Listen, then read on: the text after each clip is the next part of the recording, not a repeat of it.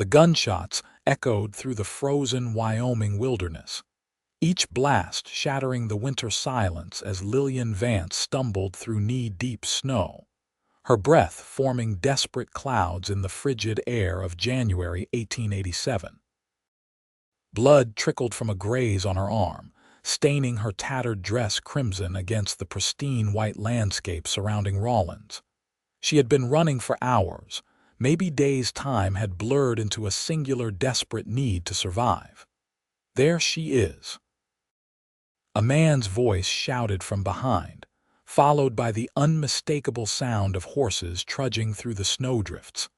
Lillian's legs burned with exhaustion, her once fine boots soaked through and offering little protection against the biting cold. She was 23 years old and certain she would not see 24.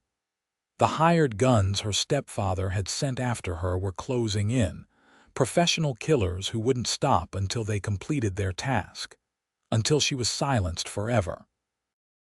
The snow began falling harder, a blessing in disguise as it obscured her tracks. With each labored step, Lillian pushed deeper into the wilderness, away from the small mining town of Rawlins and into the unforgiving embrace of the Medicine Bow Mountains. Her fingers had long since lost feeling, and the persistent chill had settled into her bones. "I will not die today," she whispered to herself, the words barely audible over the howling wind. "I will not give him the satisfaction." Darkness was falling rapidly, bringing with it plummeting temperatures.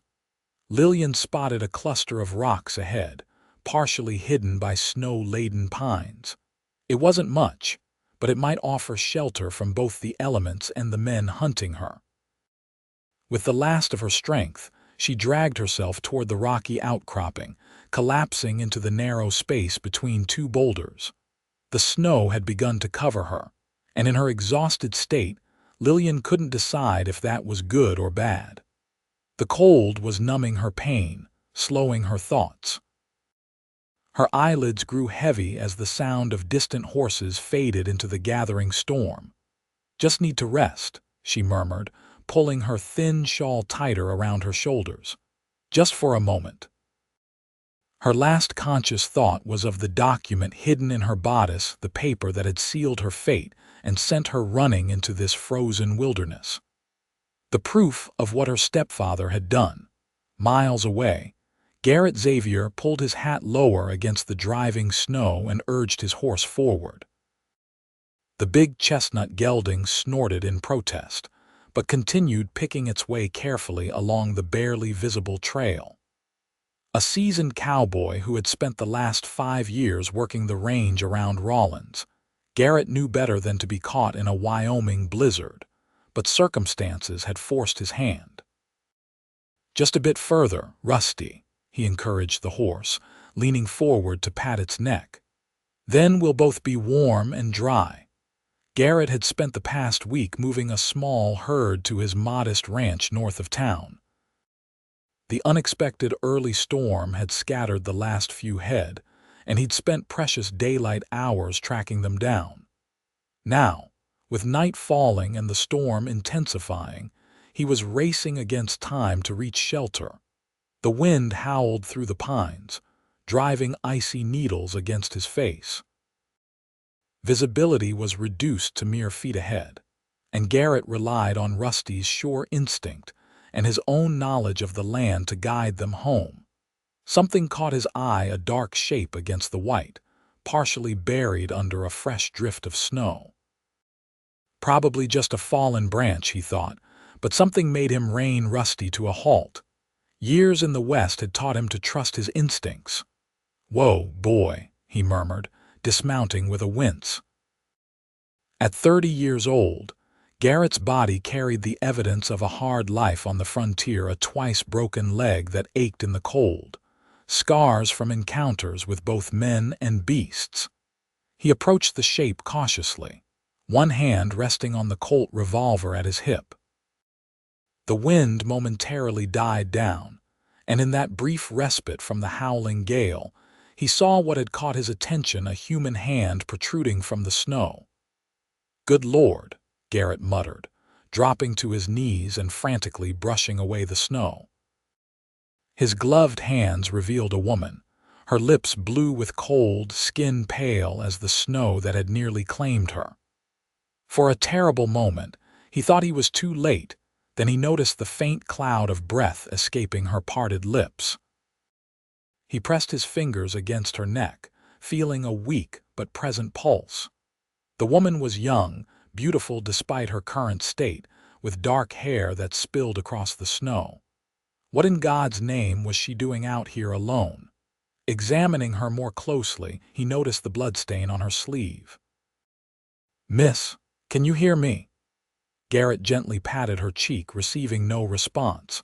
She was alive but wouldn't remain so for long in these conditions. Making a quick decision, he scooped her into his arms, surprised at how light she felt. "You're coming home," he said firmly, as though she could hear him. "I don't know what trouble you're in, but you're coming home with me." Carrying her to Rusty, he managed to mount with the unconscious woman cradled against his chest. The horse snorted nervously at the additional burden, but responded to Garrett's firm commands. "Home, boy. Fast as you can." The storm intensified around them as they pushed forward through the growing darkness, the woman's life hanging by the thinnest of threads. Garrett hunched over her, trying to shield her from the worst of the wind with his own body. He could feel the dangerous chill of her skin even through his heavy coat. "Stay with me," he murmured, not sure if he was talking to the horse or the dying woman in his arms. "Just stay with me." His ranch lay another mile ahead, a modest homestead he'd built with his own hands over the past 3 years. If they could reach it in time, he might be able to save her. If not, Garrett refused to contemplate failure. Whatever had driven this woman into the wilderness in the dead of winter, whatever trouble followed her, she deserved a fighting chance. And he intended to give her that much, at least. The lights of his cabin appeared through the swirling snow like a beacon of hope. Garrett had never been so grateful to see home. Lillian drifted in and out of consciousness, vaguely aware of warmth gradually returning to her body, bringing with it waves of pain that crashed against her awareness. She was lying on something soft, wrapped in heavy blankets, with a fire crackling nearby. The transition from freezing to death in the snow to this cocoon of warmth was so abrupt that she wondered if she had died after all. A deep voice rumbled somewhere nearby, followed by the sound of footsteps approaching. Lillian's eyes fluttered open to see a man looming over her, tall and broad-shouldered, with a weathered face framed by dark hair that curled slightly at his collar. Fear jolted through her. One of Thornton's men. Had they found her after all? She tried to sit up to run, but her body refused to cooperate, and she managed only a weak cry of alarm. "Easy now," the man said, his voice gentler than his appearance would suggest. "You're safe. Nobody's going to hurt you here." "Who?" Lillian croaked, her throat painfully dry. "Name's Garrett Xavier. I found you half buried in the snow about a mile from here." He approached slowly, as one might a frightened animal, and held out a cup of water. "You've been unconscious for almost a day. Thought I might lose you a couple of times." Lillian tried to take the cup, but her hands trembled so violently that Garrett had to help her, supporting her head as she drank greedily. "Thank you," she whispered when she had finished. "You want to tell me what you were doing out there in a blizzard?" he asked, setting the cup aside. "And who put that bullet through your arm?"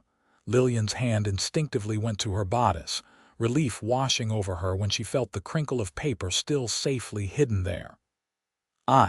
I can't," she said, meeting his gaze.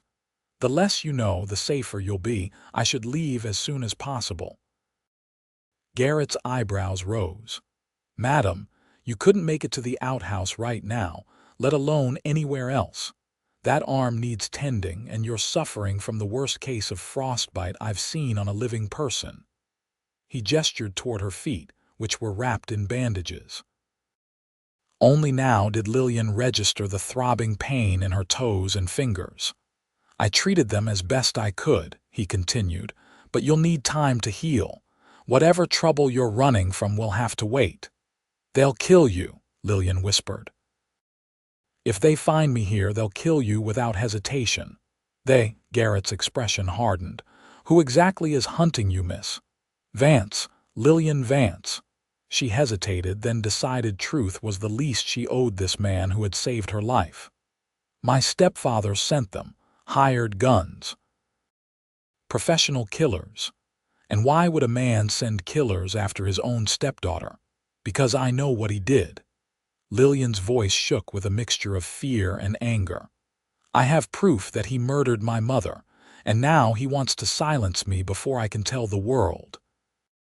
Garrett's face remained impassive, but something flickered in his eyes, a hardening, a decision forming. "Well, Miss Vance, you picked a good time to get lost in a blizzard. That storm's going to cover your tracks better than anything. And my ranch isn't on any maps or easily visible from the main trails." He adjusted the blankets around her, his movements efficient but gentle. "Rest now. We can figure out what to do when you're stronger." "Why are you helping me?" Lillian asked, struggling to understand this stranger's kindness. "You don't know me. I'm bringing danger to your doorstep." Garrett's mouth quirked in what might have been a smile. "My pa used to say a man's character is measured by what he does when no one's watching. I couldn't leave you to die out there any more than I could shoot a man in the back." He stood, his tall frame silhouetted against the firelight. "Get some sleep, Miss Vance. You're safe here for now." As he moved away, Lillian felt tears welling in her eyes, the first she had allowed herself since fleeing Rawlins. "Mr. Xavier," she called softly. He paused, looking back. "Thank you," she said simply. "For my life." He nodded once, then left her to the warmth of the fire and the first real rest she had known in days. The next morning, Garrett was up before dawn, stoking the fire and preparing a simple breakfast of coffee, bacon, and biscuits. The storm had passed during the night, leaving the world outside blanketed in pristine white. He had already checked his livestock. The barn had weathered the blizzard well, and his small herd of cattle was safely gathered in the sheltered valley behind his property. Now his concern was for his unexpected guest. Lillian Vance had slept fitfully through the night, occasionally crying out in her sleep.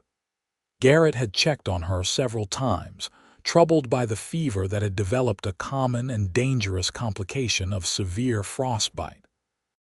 He approached the bed where she lay, placing a hand gently on her forehead. Still too warm, but perhaps slightly improved from the night before. As if sensing his presence, Lillian's eyes opened, clearer now than they had been yesterday. "Good morning," he said. "How are you feeling?" "Like I've been trampled by a herd of buffalo," she admitted, attempting to sit up. Garrett quickly moved to assist her, propping pillows behind her back. "Hungry? I've got breakfast nearly ready." "Starving, actually," Lillian replied, a hint of surprise in her voice as she realized just how hungry she was. "I haven't eaten in. I'm not sure how long." Garrett brought her a plate and a cup of strong, black coffee. He watched as she ate with the careful dignity of someone raised in genteel circumstances, but driven by genuine hunger. "Your color's better today," he observed, taking a seat in the chair beside the bed. "But that fever concerns me. I've seen men lose toes and fingers to frostbite, even after they seem to be recovering." Lillian paused, looking down at her bandaged hands with apprehension. "Will I?" "Too early to tell," Garrett said honestly. "I've done what I can, but I'm no doctor. There's one in Rawlins, but—" He let the sentence hang, understanding from her expression that Rawlins was precisely where she couldn't go. "I appreciate your honesty," she said quietly, returning to her breakfast with diminished enthusiasm. "Miss Vance," Garrett began carefully, I don't mean to pry into business that isn't mine, but if I'm harboring you from killers, I ought to know a bit more about what I'm getting into." Lillian set her plate aside, her expression troubled. "You're right. You deserve to know." She took a deep breath. "My father died when I was 16. He was a successful banker in St. Louis. My mother remarried 2 years later Edward Thornton, a business associate of my father's." Her hands twisted in the blankets as she continued. "At first, everything seemed fine. Thornton was charming, attentive. But after they married, he changed. He was controlling, often cruel to my mother. I was away at school most of those years, but when I returned home last year, I hardly recognized my mother. She was like a shadow of herself, afraid of her own husband." Tears welled in Lillian's eyes. "3 months ago, she died. Thornton claimed she fell down the stairs, but I never believed it. He gained control of my father's entire estate through her death, the bank, the properties, everything that would have eventually come to me." "And you found proof it wasn't an accident," Garrett concluded. Lillian nodded. "Thornton's valet, Collins, approached me in secret. He'd witnessed Thornton push my mother during an argument at the top of the stairs. Collins was terrified of Thornton but couldn't live with his conscience. He wrote out a sworn statement of what he'd seen. She touched her bodice where the document remained hidden. The day after he gave me this, Collins was found dead in an alley, robbed and murdered, according to the police. But I knew better." "So you ran," Garrett said. "I had a friend in Rawlins, my old governess, who had moved west years ago. I thought I would be safe with her while I decided what to do with the evidence." Lillian's face crumpled. "But they found me. 3 days ago, men came to her house. They shot her without hesitation when she tried to protect me. And you've been running ever since," Garrett finished grimly. "Yes." Lillian looked up at him, her eyes reflecting the horror of what she had witnessed. "Thornton has connections everywhere: politicians, judges, lawmen. I don't know who to trust." Garrett was silent for a long moment, processing what he'd heard. "These men who are hunting you, how many?" "3 that I've seen. Professional gunmen led by a man named Reese. Cold-eyed with a scar across his chin." Garrett's expression darkened.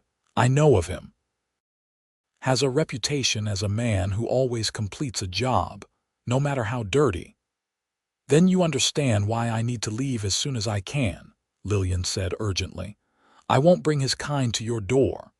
"And go where exactly?" Garrett asked, his voice practical rather than unkind. "In your condition, with a blizzard's worth of snow on the ground and killers on your trail." When she didn't answer, he continued more gently, "Let's focus on getting you well first. This ranch is remote, and the storm has given us some time. We'll figure out the rest as we go." "Why would you risk yourself for a stranger?" Lillian asked, echoing her question from the night before. Garrett stood, gathering her empty plate. "Maybe I've got my own reasons for standing against men like Thornton and Reese." Something in his tone suggested a history he wasn't ready to share. "Rest now. The more you heal, the sooner you'll have options." As he turned to leave, Lillian caught his sleeve. "Mr. Xavier, Garrett, I don't know how to thank you." For the first time, she saw the hint of a genuine smile warm his features. "You can thank me by living, Miss Vance. That'll be thanks enough." The next few days established a routine of sorts. Lillian's fever spiked alarmingly the second night, leaving her delirious, and Garrett seriously concerned that pneumonia might claim her where the cold had failed. He stayed by her bedside through the night, bathing her forehead with cool cloths and forcing herbal teas between her parched lips when she was lucid enough to swallow. By dawn, the fever had broken, leaving her exhausted but clear-headed. Garrett, who had fallen asleep in the chair beside her bed, woke to find Lillian watching him with new awareness in her eyes. "You stayed," she said simply. "Couldn't very well let you die after all the trouble of rescuing you," he replied. But there was no bite to his words. only the gruffness of a man unused to revealing concern. As Lillian's strength gradually returned, she began to notice details about her surroundings that had escaped her in her weakened state. Garrett's cabin was modest but well built, with a main room that served as kitchen and living space, a small bedroom where she was recovering, and what appeared to be a lean-to addition that served as Garrett's workshop and sleeping quarters while she occupied his bed. The furnishings were simple but crafted with evident care: a table and chairs, bookshelves lined with a surprisingly varied collection of volumes, and sturdy cupboards that housed his provisions and dishware. The windows were larger than typical for a frontier cabin, letting in ample light and offering views of the snow-covered landscape beyond. It was the home of a man who valued quality and function over ornamentation, who had built something enduring with his own hands. Lillian found herself admiring both the place and its creator, though she revealed little of these thoughts to Garrett himself. For his part, Garrett maintained a respectful distance while attending to her needs.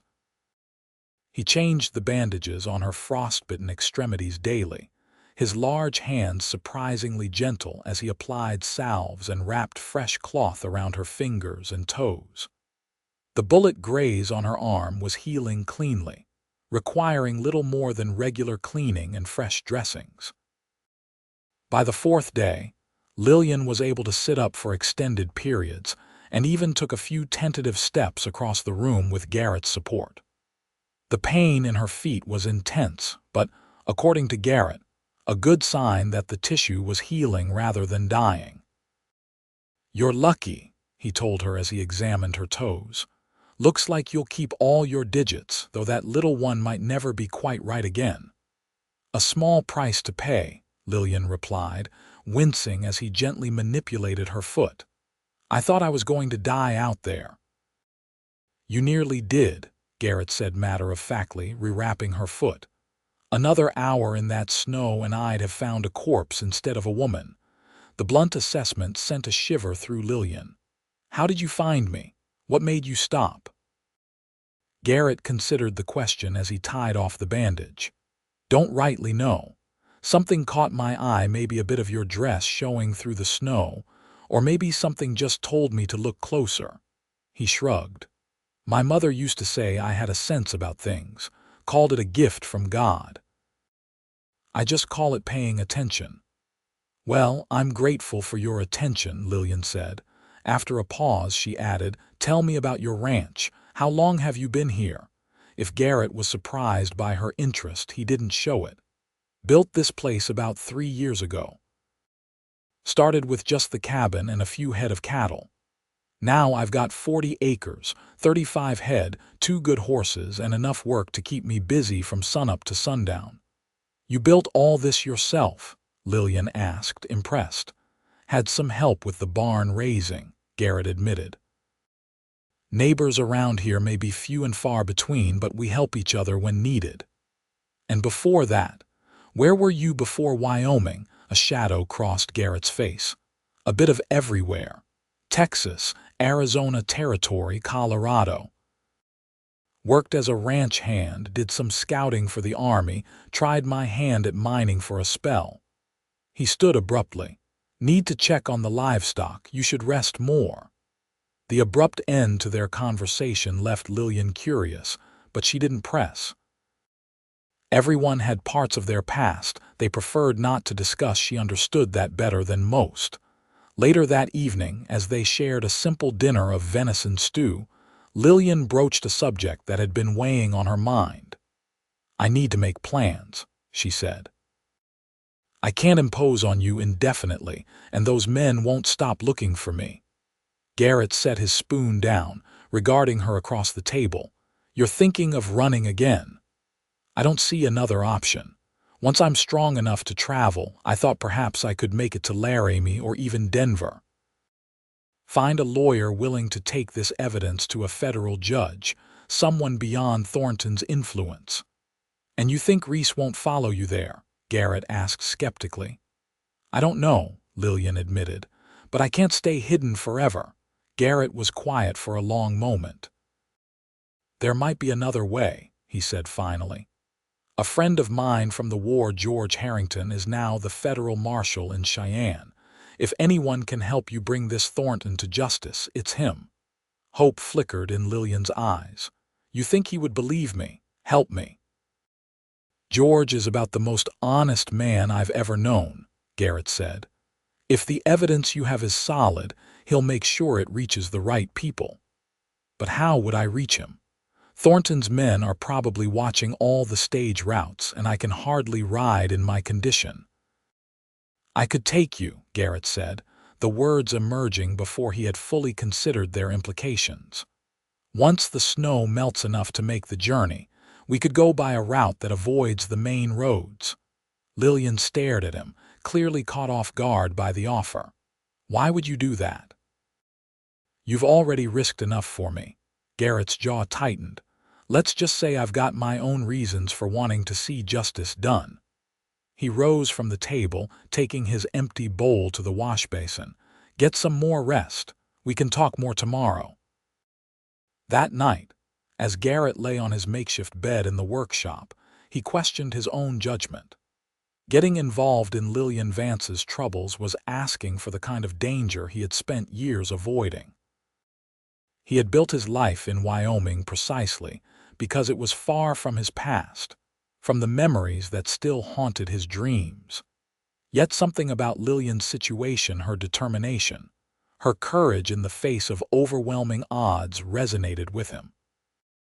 And perhaps he admitted to himself in the darkness, it was also the woman herself, her quiet dignity, the intelligence in her green eyes, the way her face transformed when she smiled, rare as that had been since he found her. Garrett turned over restlessly. It had been a long time since he had allowed himself to care about anyone. The risk had always seemed too great. But watching Lillian fight for her life these past days had awakened something in him. He thought long dead a desire to protect, to stand against injustice, to be the kind of man his father had raised him to be before everything went wrong. Damn it all, he muttered, punching his pillow into a more comfortable shape. Whatever came next, he was already committed. He just hoped he wouldn't live to regret it, or worse, that Lillian wouldn't pay the price for his involvement. In the small bedroom, Lillian too lay awake, her thoughts similarly troubled. The document hidden in her bodice had become a heavy burden, one that had already cost her mother's life, her home, and nearly her own life as well. Now it threatened to entangle Garrett Xavier, a good man who had saved her without knowing the danger she brought with her. She traced the rough grain of the wooden ceiling with her eyes, considering her options. She could slip away once she was stronger, continue her flight alone as she had intended. But Garrett's mention of the federal marshal offered a tantalizing hope, a chance not just to escape Thornton, but to bring him to justice. And if she was honest with herself, there was another reason she hesitated to leave. In just a few days, this cabin had begun to feel like a sanctuary, not just from the killers on her trail, but from the loneliness that had been her constant companion since her mother's death. Garrett Xavier, for all his reticence, had shown her more genuine kindness than she had known in years. Lillian closed her eyes, willing sleep to come. Tomorrow would bring difficult decisions, but tonight, at least, she was safe, warm, and no longer alone. For now, that would have to be enough. The next morning broke clear and cold, the sun reflecting blindingly off the snow-covered landscape. Garrett had risen before dawn as usual to tend to his livestock, returning to find Lillian dressed in one of his shirts, comically large on her slender frame but the only clean garment available, and attempting to prepare breakfast. "You should be resting," he said, shrugging out of his heavy coat. "I've been resting for days," Lillian replied, not looking up from the eggs she was carefully cracking into a bowl. "Besides, I can hardly let you do everything while I lie about uselessly." Garrett watched her for a moment, noting the determined set of her jaw and the careful way she balanced on her still painful feet. "Stubborn woman," he muttered, but there was a hint of admiration in his voice. "I believe the word you're looking for is determined," Lillian corrected him with the ghost of a smile. "Now, do you prefer your eggs scrambled or fried?" "Scrambled is fine," Garrett conceded, moving to pour them both coffee. They worked together in companionable silence, Lillian preparing the eggs while Garrett sliced bread and set the table. It felt strangely domestic, this shared routine in the warm kitchen while winter ruled the world outside.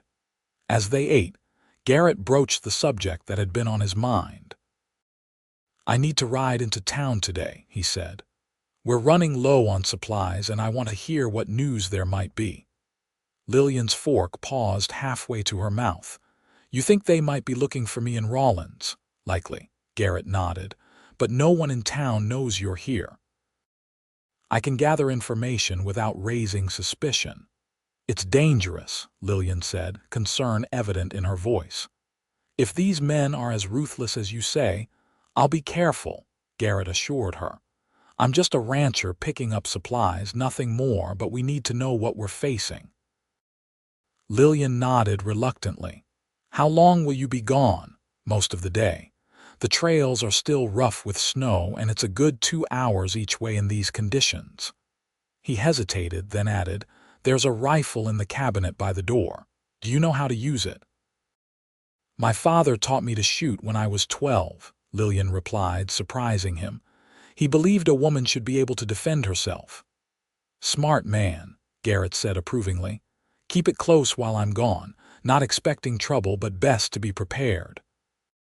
After breakfast, Garrett prepared for the journey, packing his saddlebags and checking his revolver before tucking it into its holster. At the door, he paused, looking back at Lillian. "Stay inside, keep the door barred, and don't light more lamps than necessary after dark," he instructed. "I'll be back before nightfall if the weather holds." Lillian nodded, suddenly reluctant to see him go. "Be careful, Garrett." Something in her tone made him meet her eyes, and for a moment neither spoke. Then Garrett nodded once, settled his hat firmly on his head, and was gone, the door closing solidly behind him. Alone in the cabin, Lillian tried to occupy herself with small tasks, washing the breakfast dishes, sweeping the floor, exploring the bookshelves. She found an edition of Thoreau's Walden and settled by the window to read, though her attention frequently drifted to the snow-covered landscape outside, watching for Garrett's return. The day stretched endlessly.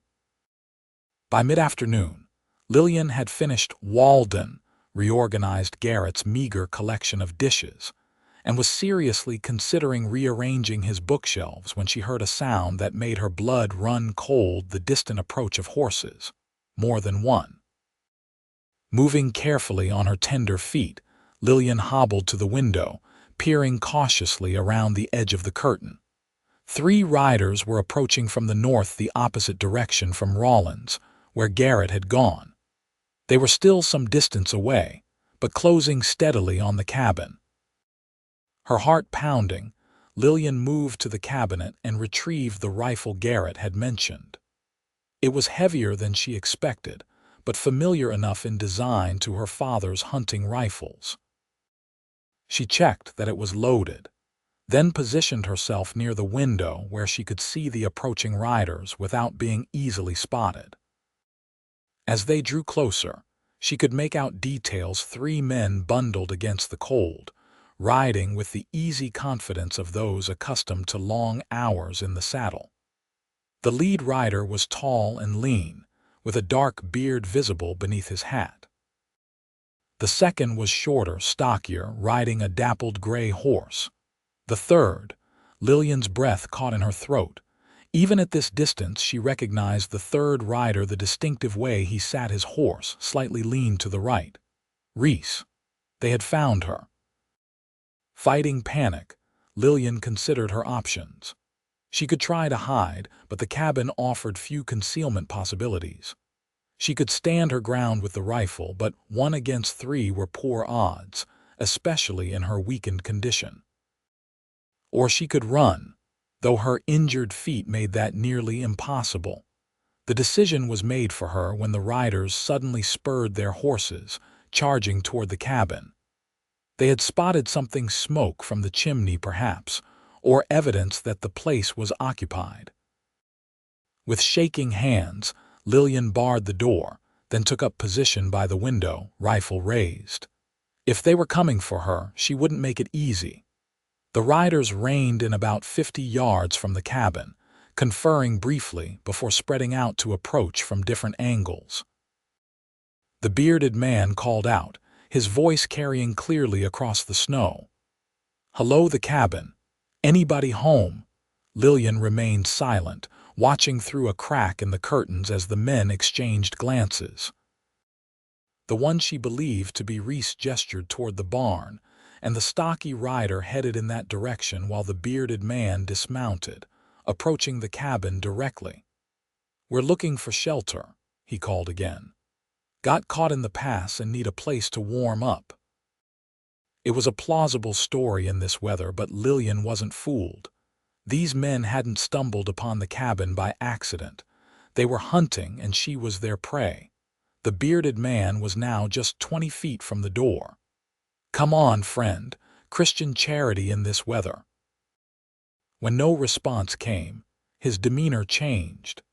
He signaled to Reese, who also dismounted, drawing his gun as he approached the cabin from the side where Lillian couldn't see him clearly. The stocky man returned from the barn, calling out, "Fresh horse tracks heading south.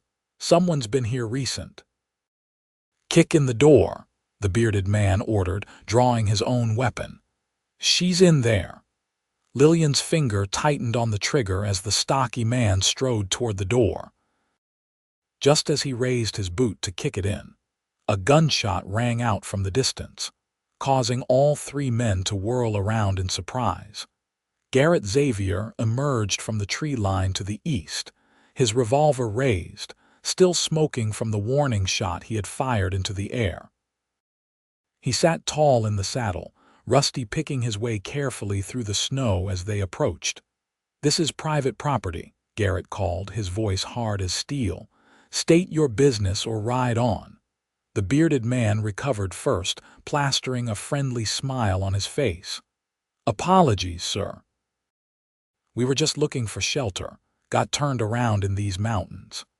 "Shelter's in Rawlins," Garrett replied coldly, continuing his approach until he was within clear shooting distance. 15 miles south. You're a long way off the main trail." "We're actually looking for someone," Reese spoke up, his voice unnervingly calm. "A young woman, dark-haired, might be injured.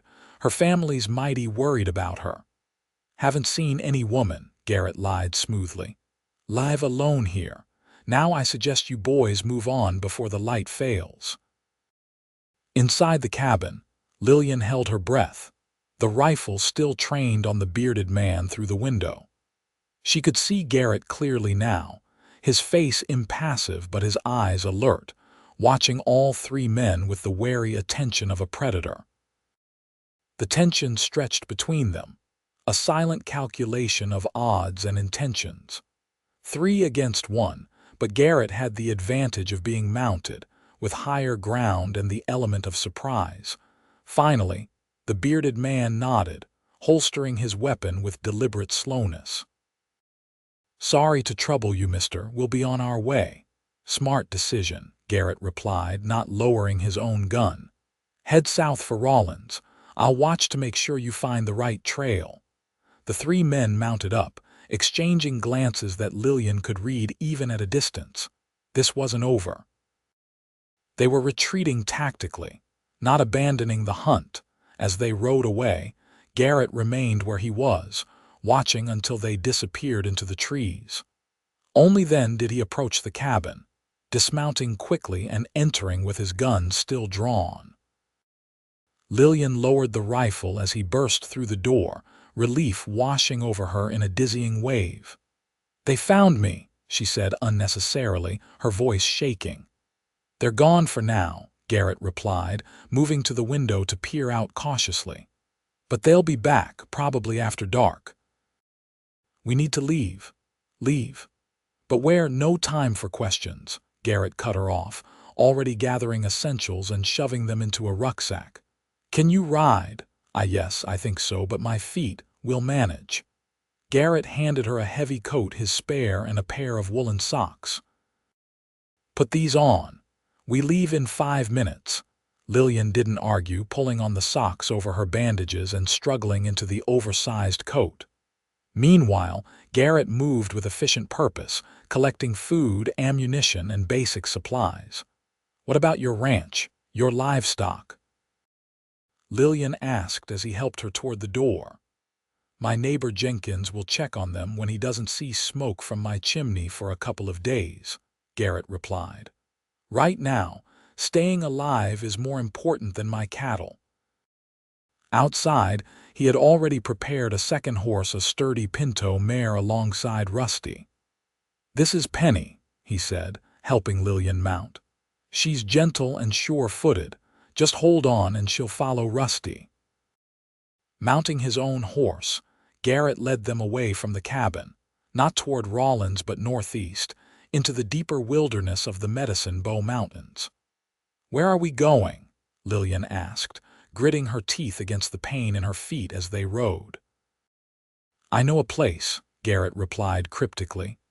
"Old line shack about 12 miles from here. It's not much, but it's hidden and defensible." "You think they'll follow us?" Garrett's expression was grim. "I know they will. Men like that don't give up easy. But they'll expect us to head for town, not deeper into the mountains. That might buy us some time." They rode in silence after that, Garrett setting a pace that was as fast as the snowy conditions and Lillian's condition would allow. The sun was already low on the horizon, the temperature dropping rapidly as evening approached.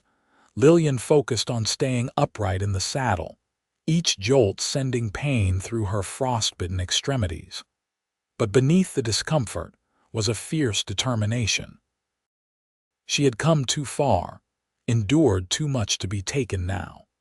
And as she watched Garrett's broad back ahead of her, guiding them through the wilderness with confidence, she felt something else too, a growing trust in this quiet, capable man who had risked everything for a stranger. Whatever came next, they would face it together. The old line shack was exactly as Garrett had described it, not much to look at, but hidden in a stand of pines on a ridge that offered good visibility of the surrounding terrain. It was little more than a single room with a stone fireplace, a rustic bunk, and some basic furniture left behind by the cattle outfit that had used it during summer grazing seasons. Garrett helped Lillian dismount, supporting her weight as they entered the shack. Inside, he quickly set about building a fire in the long, cold hearth while Lillian sank gratefully onto the bunk, exhausted from the ride. "We should be safe here for tonight," Garrett said, coaxing the kindling to flame. "I'll take first watch, let you rest." "Those men," Lillian said, her voice hollow with the realization of how close she had come to capture. "How did they find your ranch?" "Probably asking questions in town," Garrett replied grimly. "Someone might have mentioned a lone rancher north of Rawlins. Might have just been checking every homestead in the area." "I've brought nothing but trouble to your door," Lillian said, guilt washing over her. "I'm sorry, Garrett." He looked up from the fire, his expression softening slightly. "You didn't ask for any of this, Lillian. And I made my choice when I found you in that snow." The use of her first name, casual as it was, sent an unexpected warmth through her that had nothing to do with the growing fire. It was the first time he had addressed her so informally. "Still," she persisted, "you've lost your home because of me." "Temporarily," Garrett corrected her, rising to his feet. "Once this is over, I'll go back, rebuild if necessary." He moved to the single window, peering out at the gathering darkness. "For now, we focus on keeping you alive and getting that evidence to George and Cheyenne." And if we can't reach Cheyenne? Lillian asked softly. Garrett turned to face her, his expression resolute. Then we find another way. I'm not letting Thornton win, Lillian. Not while I have breath in my body. The vehemence in his voice surprised her. Why does this matter so much to you? She asked. It's not your fight. Garrett was silent for a long moment, and Lillian thought he might avoid the question as he had before. But then he sighed, moving to sit beside her on the bunk. When I was 20, he began, his voice low, my family owned a small ranch in Texas. Nothing fancy, but it was ours, free and clear. Then a man named Warrington decided he wanted our water rights. He offered to buy us out, but my father refused. Garrett's hands clenched into fists as he continued. One night, riders came, set fire to our barn, shot our livestock. My father went out to confront them, and they gunned him down. My mother and sister were inside the house when they torched it. Lillian's hand moved instinctively to cover his. Garrett, I'm so sorry.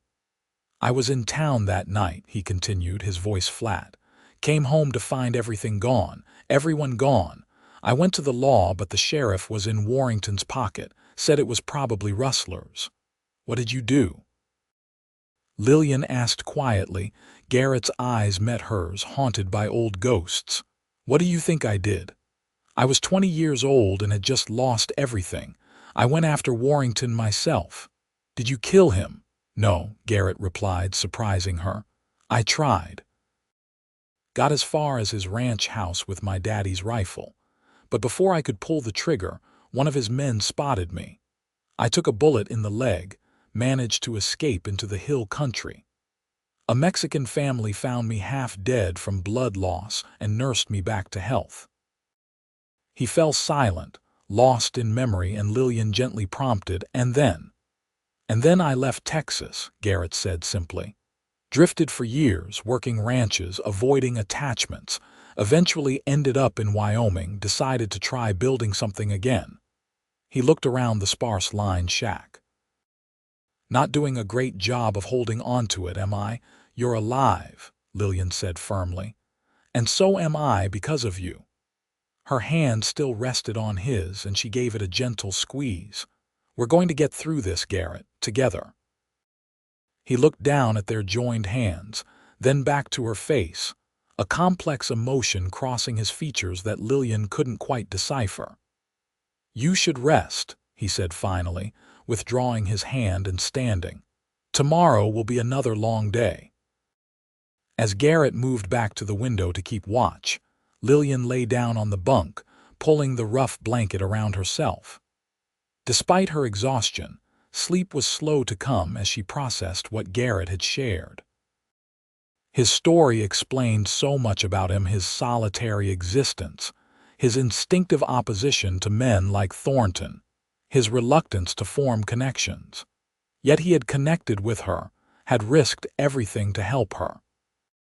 That thought comforted Lillian as she finally drifted off to sleep. The sound of Garrett moving quietly around the cabin, a reassuring presence in the darkness.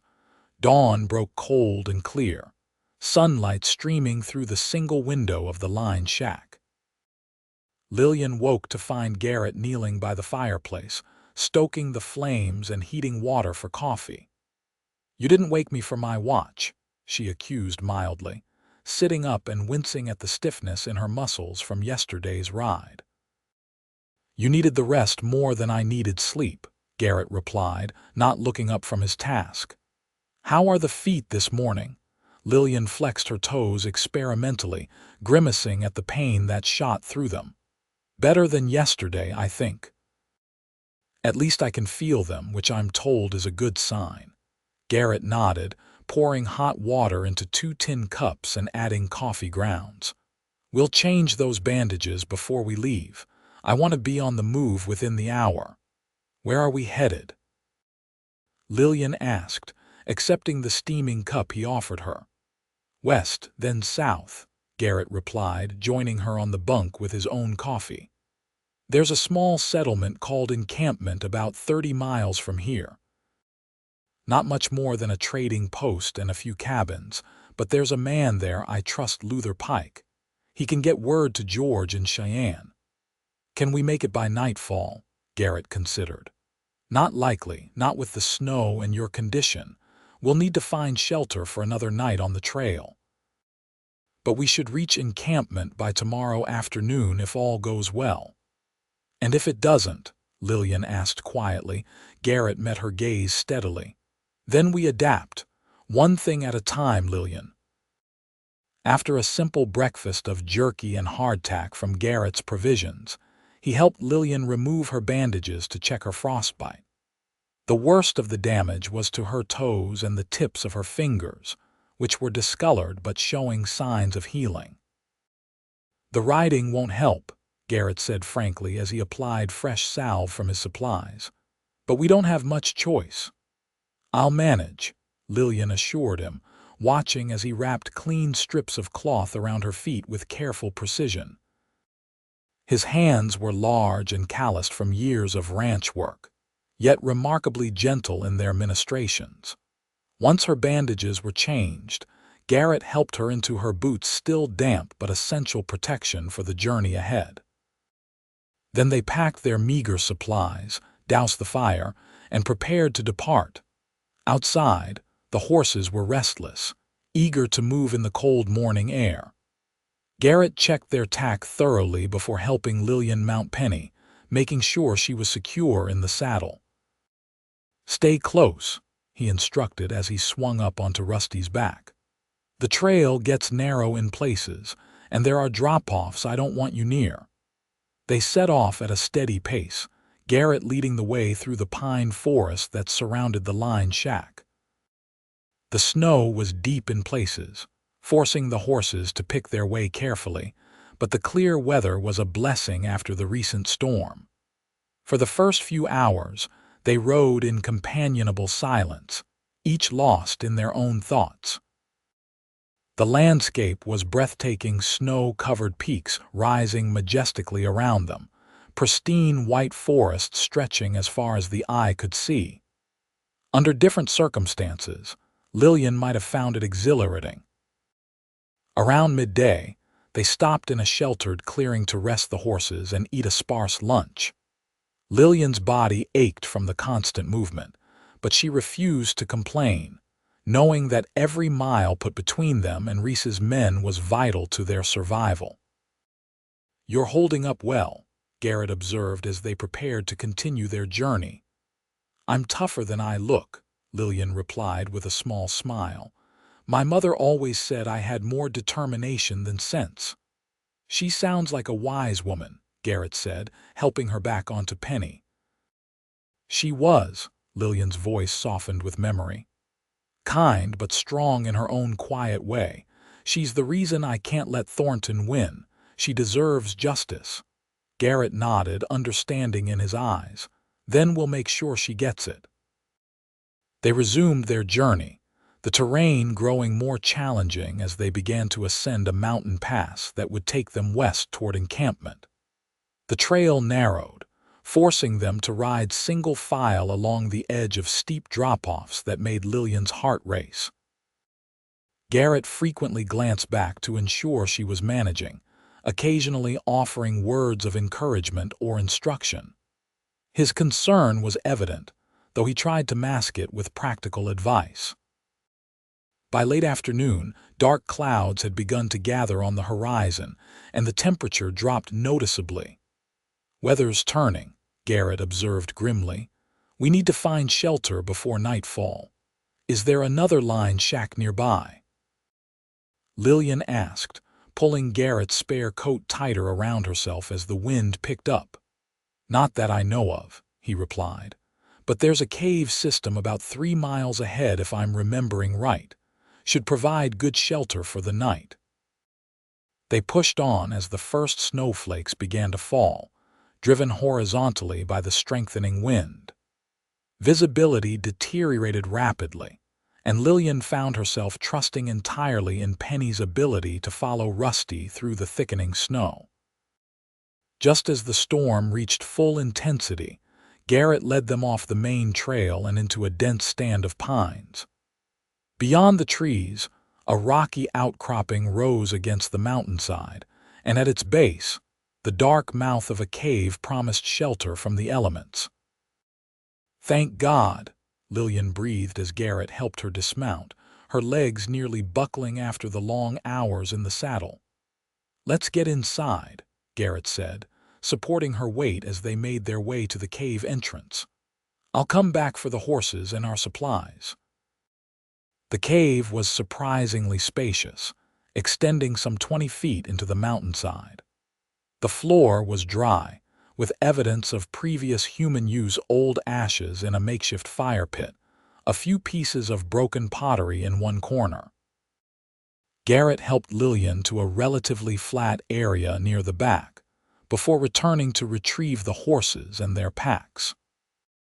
By the time he had the animals settled just inside the entrance, and a fire going in the old pit, night had fallen completely outside, the storm howling like a living thing beyond the cave mouth.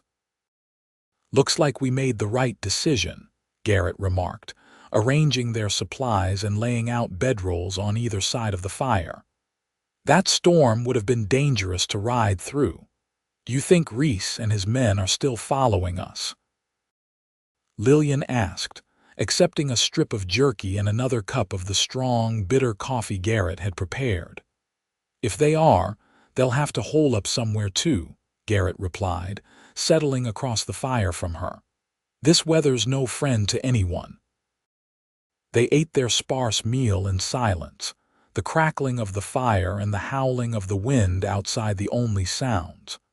The dancing flames cast shifting shadows on the cave walls, creating an oddly intimate atmosphere despite their dire circumstances. "Tell me about St. Louis," Garrett said suddenly. "What was your life like before all this?" The question surprised Lillian, but she welcomed the distraction from their precarious situation. "Comfortable," she replied after a moment's thought. "Privileged, I suppose, though I didn't think of it that way at the time. My father's bank was quite successful, and we lived in a large house in one of the better neighborhoods." "What did you do with your days?" Garrett asked, genuine curiosity in his voice. Lillian smiled faintly at the memory of her former life. "I attended a ladies' academy until I was 18. Learned all the proper accomplishments: music, art, French, how to pour tea without disgracing myself." Her smile faded. "After father died, I spent a year in mourning, then another at home before mother married Thornton." "And you never married?" Garrett asked, then immediately looked uncomfortable. "Forgive me, that's not my business." "No, it's all right," Lillian assured him. "There were suitors, of course.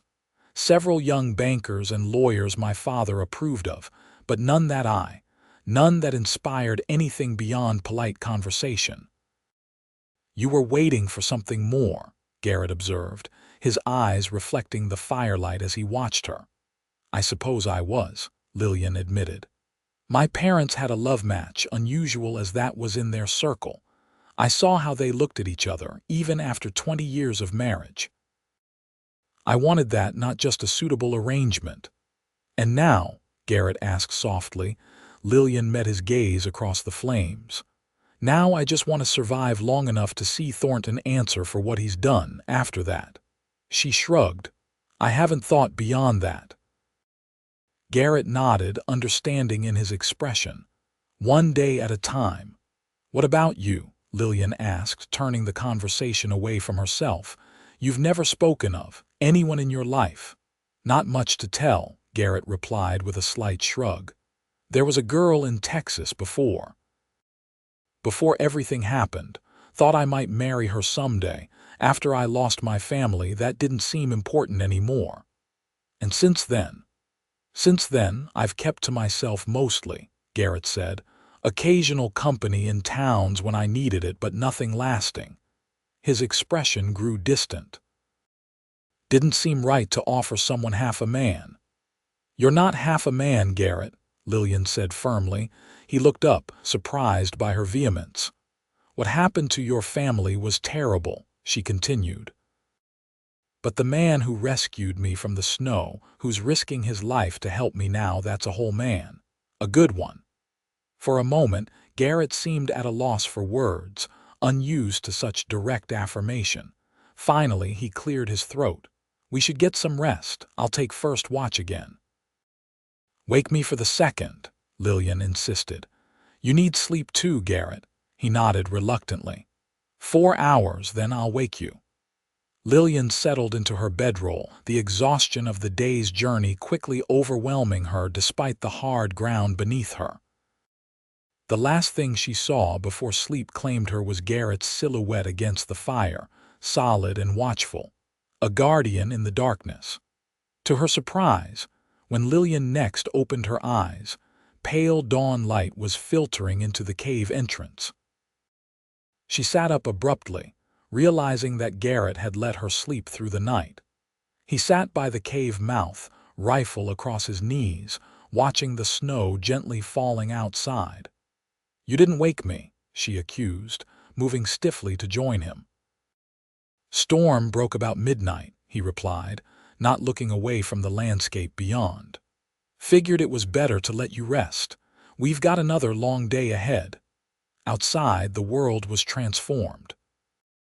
The storm had dumped at least a foot of fresh snow, creating pristine drifts that sparkled in the early morning light. The sky was clear now, promising good weather for their journey. It's beautiful, Lillian murmured, momentarily captivated by the scene. And treacherous, Garrett added pragmatically. That fresh snow will make for slow going, and it'll show our tracks clear as day to anyone following. The reminder of their situation sobered Lillian instantly. How far to encampment now? About 15 miles as the crow flies, Garrett replied, rising to his feet. But we'll need to take a more circuitous route given the conditions, probably closer to 20. They broke their fast quickly, Lillian insisting on helping with the preparations despite Garrett's protests. By sunrise, they had packed their belongings, saddled the horses, and were ready to depart. The journey that day was arduous, the fresh snow forcing them to move slowly and carefully. Garrett led them on a winding path through the mountains, sometimes doubling back or taking unexpected turns that Lillian realized were intended to confuse any pursuers. By midday, the sun had warmed the air slightly, turning the surface of the snow treacherously slick in places. Penny nearly lost her footing on a steep section of trail, causing Lillian's heart to race as the mare scrambled for purchase at the edge of a drop-off. Steady, Garrett called back, his voice calm but tension evident in his shoulders. Let her find her own way. She knows what she's doing. Lillian forced herself to relax her grip on the reins, trusting the horse beneath her. Sure enough, Penny regained her balance and continued forward, picking her way more carefully now. As they descended from the high country into a broad valley, Garrett grew increasingly alert, frequently stopping to scan their surroundings or listen for sounds that might indicate pursuit. His tension communicated itself to Lillian, who found herself jumping at every snapping twig or cry of a distant bird.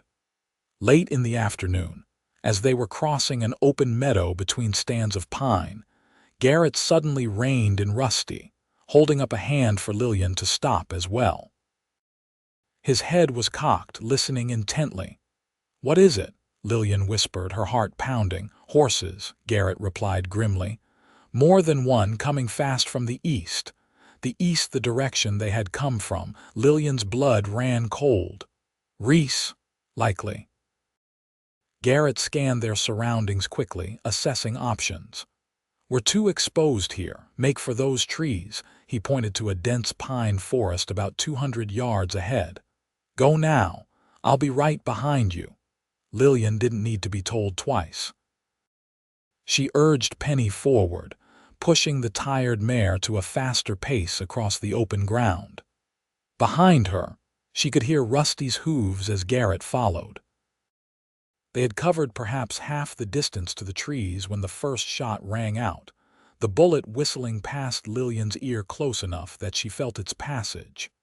Penny reared in alarm, nearly unseating her rider. "Go!" Garrett shouted, drawing his revolver and turning Rusty to face the threat. "Don't stop!" Lillian clung to Penny's neck as the mare bolted toward the trees, terrified but determined to reach cover. More shots echoed across the meadow, and she heard Garrett returning fire behind her. Reaching the tree line, Lillian pulled Penny to a halt, turning to see Garrett exchanging gunfire with 3 riders who had emerged from the eastern forest. Even at this distance, she recognized Reese's distinctive silhouette.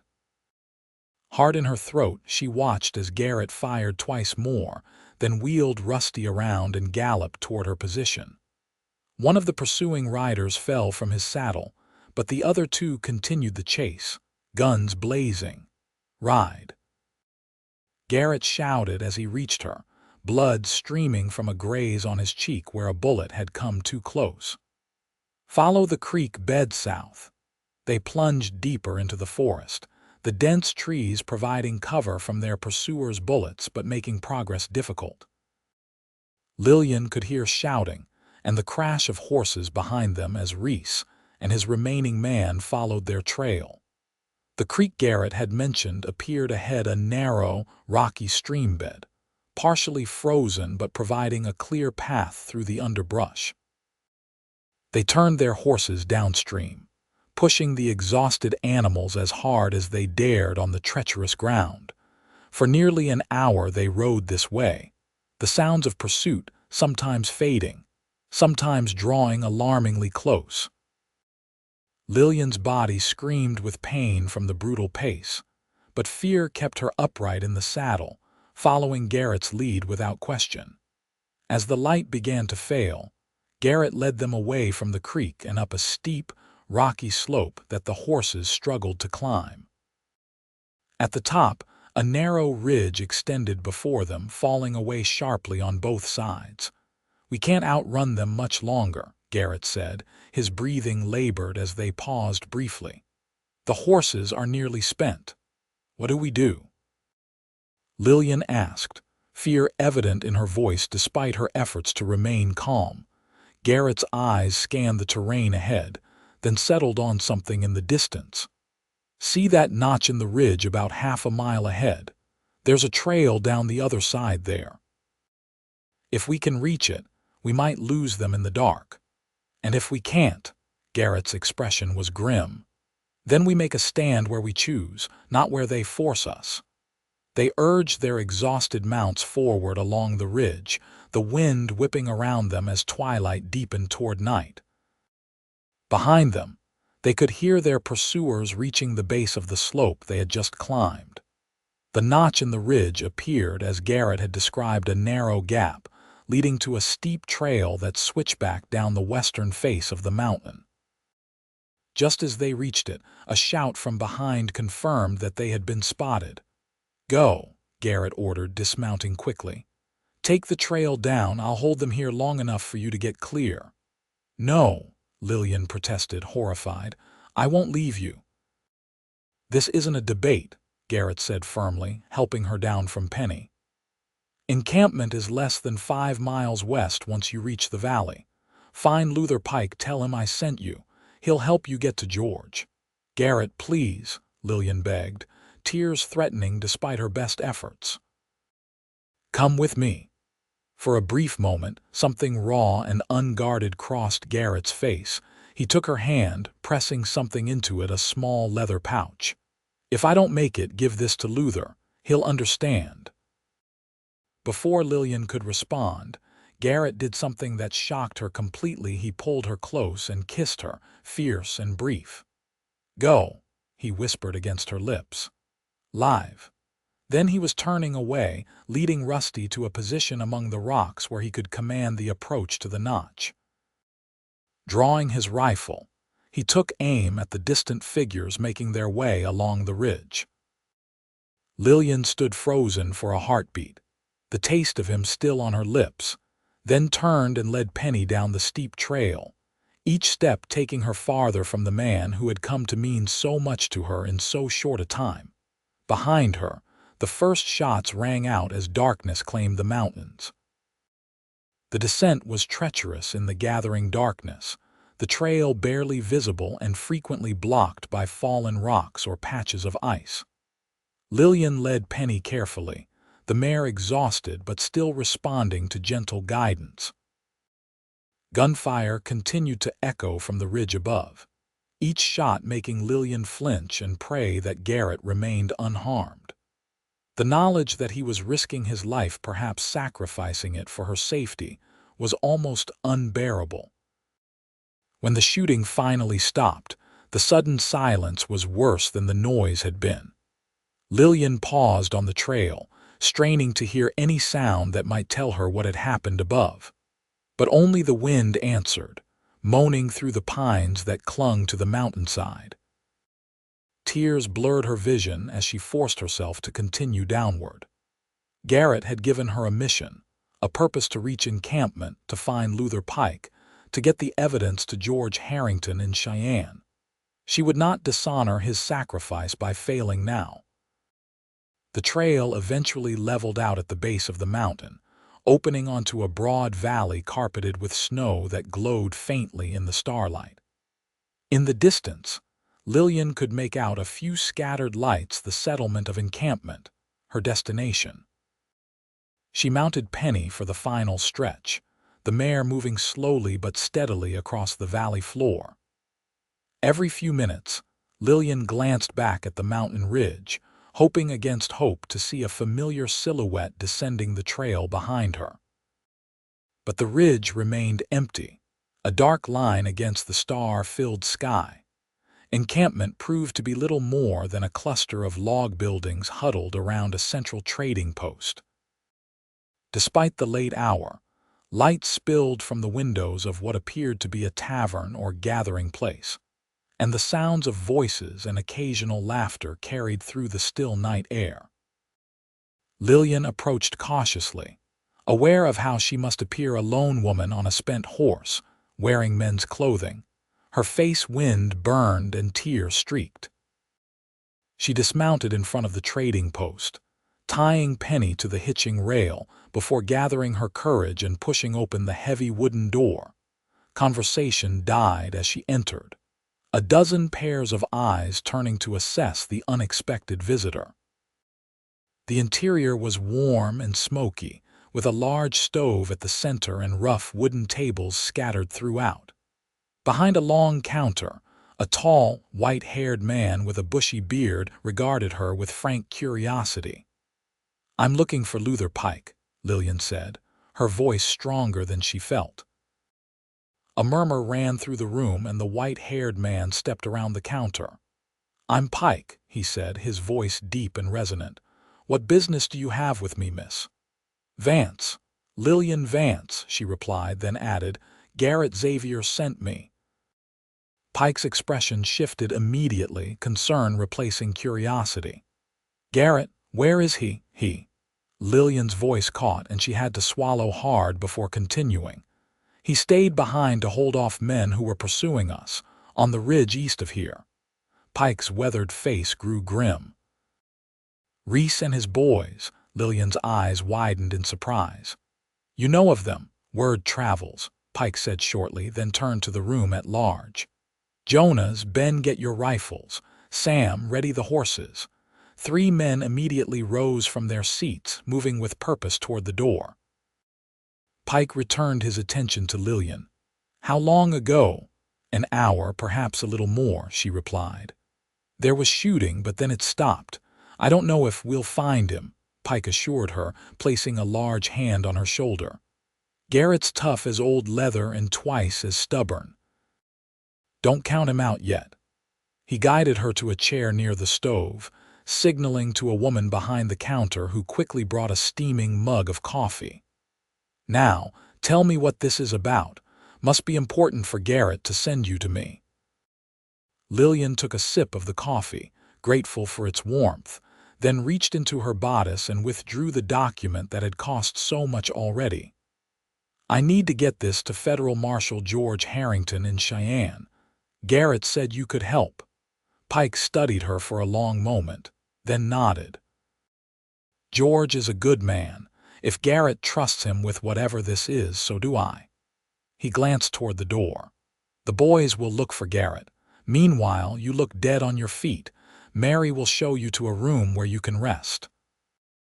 I should go with them, Lillian protested weakly, though exhaustion was indeed threatening to overwhelm her.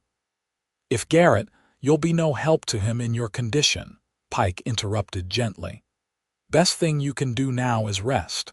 We'll bring word as soon as there's any to bring. The woman Pike had signaled earlier, Mary, apparently his wife, approached with a sympathetic smile. Come, dear. Let's get you settled. You look like you've been through hell. Lillian allowed herself to be led to a small but clean room at the back of the trading post. Only then did she remember the leather pouch Garrett had pressed into her hand. Wait, she said to Mary.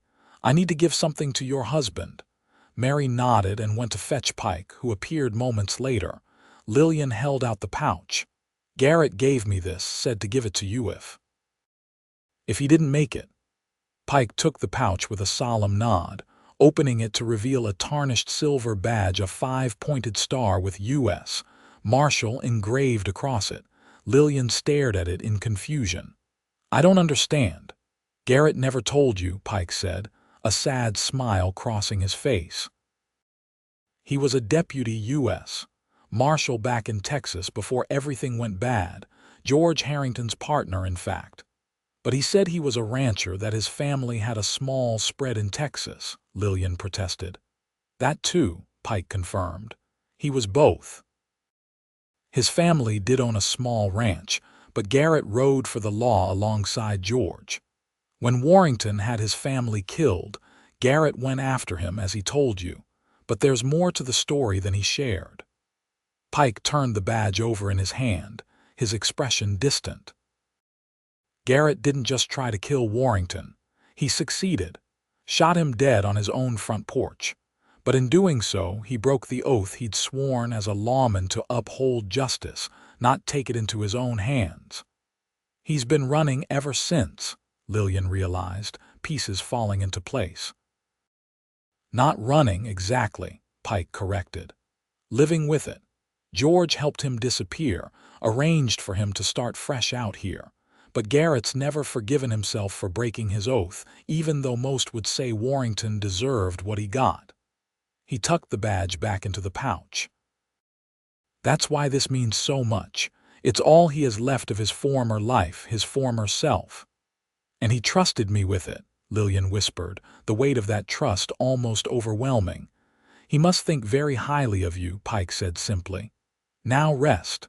I'll join the search party. Left alone, Lillian sank onto the narrow bed, too exhausted even to remove her boots. The revelations about Garrett swirled in her mind, adding new dimensions to the man she had come to know. Not just a rancher with a tragic past, but a lawman who had sacrificed everything for vengeance, then spent years trying to atone. And now he might be dead because of her. The thought was unbearable, and Lillian found herself praying with a fervor she hadn't felt since childhood. Please, she whispered into the darkness. Please bring him back safely. Despite her anxiety, exhaustion soon claimed her, and Lillian fell into a deep, dreamless sleep. She woke to daylight filtering through the small window of her room and the sound of voices outside. For a moment she was disoriented, then memory flooded back the chase, the ridge, Garrett's kiss, his sacrifice. Lillian rose quickly, ignoring the protest of her battered body, and made her way to the main room of the trading post. It was empty except for Mary, who was sweeping the floor with brisk efficiency. They're not back yet, Lillian asked, heart sinking. Mary looked up, compassion in her eyes. Not yet, dear. Luther sent a rider at dawn to say they found signs of a fierce fight on the ridge, but no sign of Garrett or the men who were after you.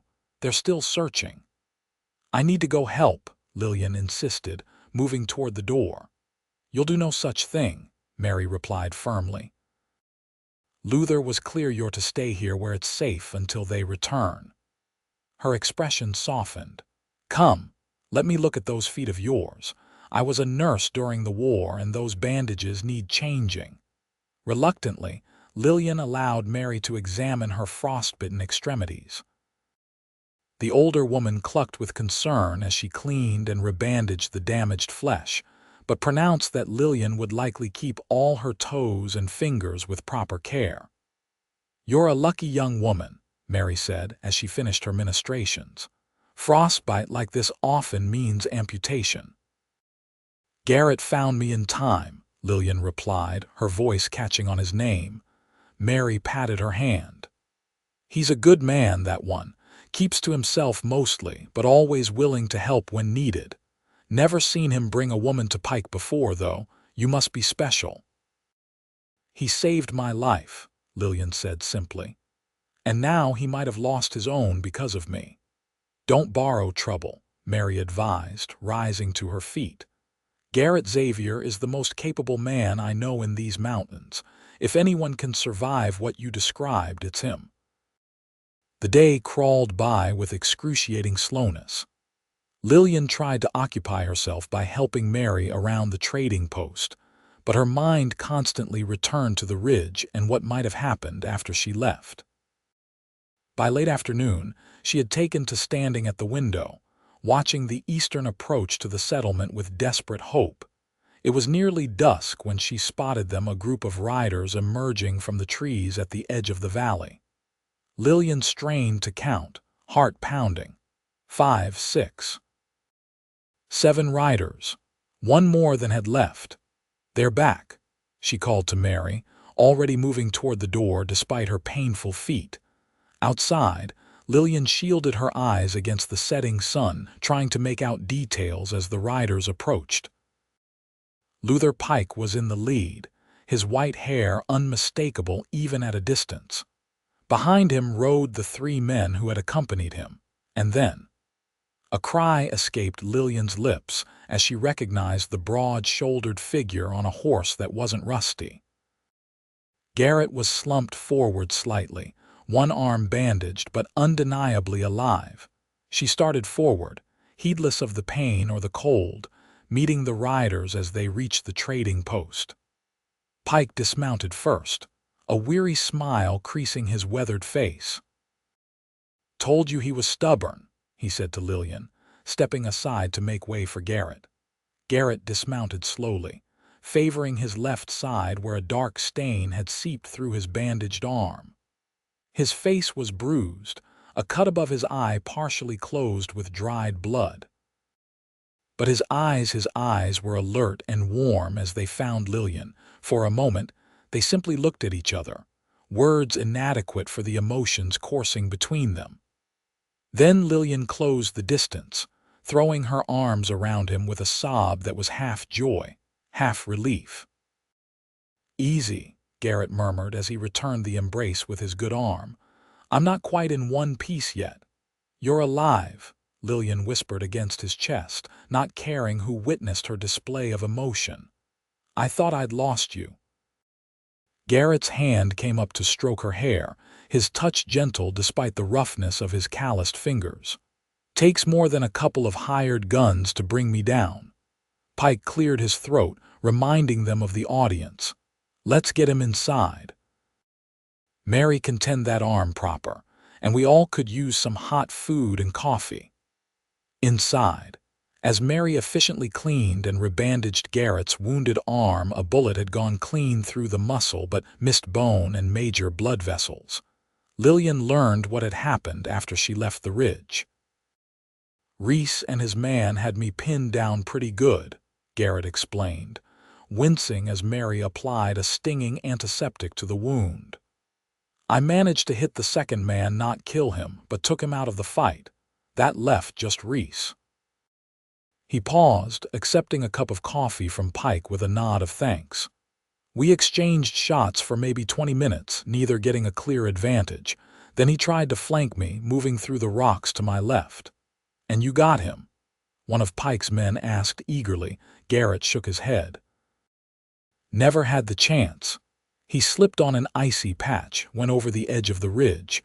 Must have been 100-foot drop onto the rocks below. A murmur ran through the gathered listeners.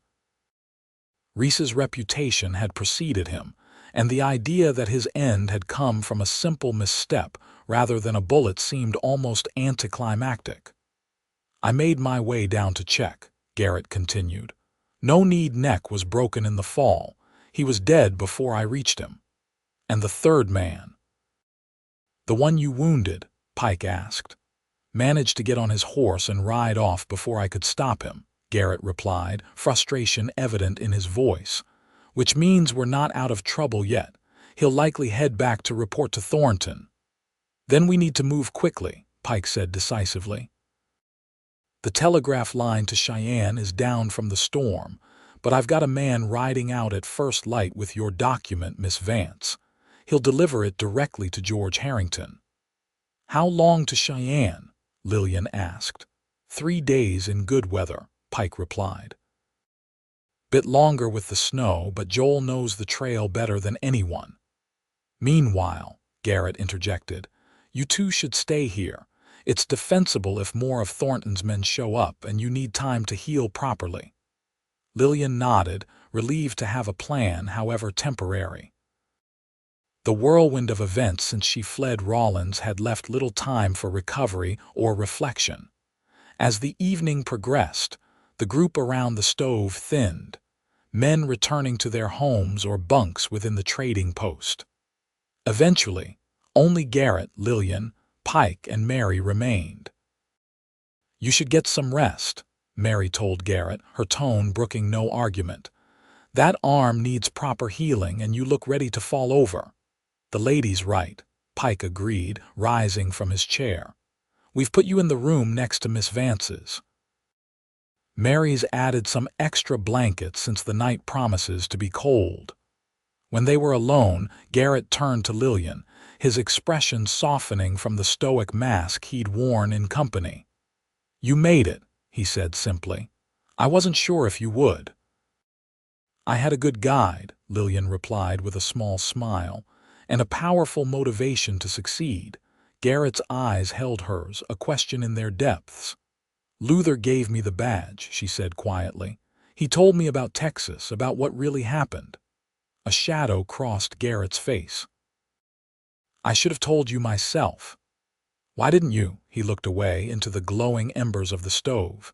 It's not something I'm proud of, taking the law into my own hands, betraying the oath I swore. It's haunted me for 10 years.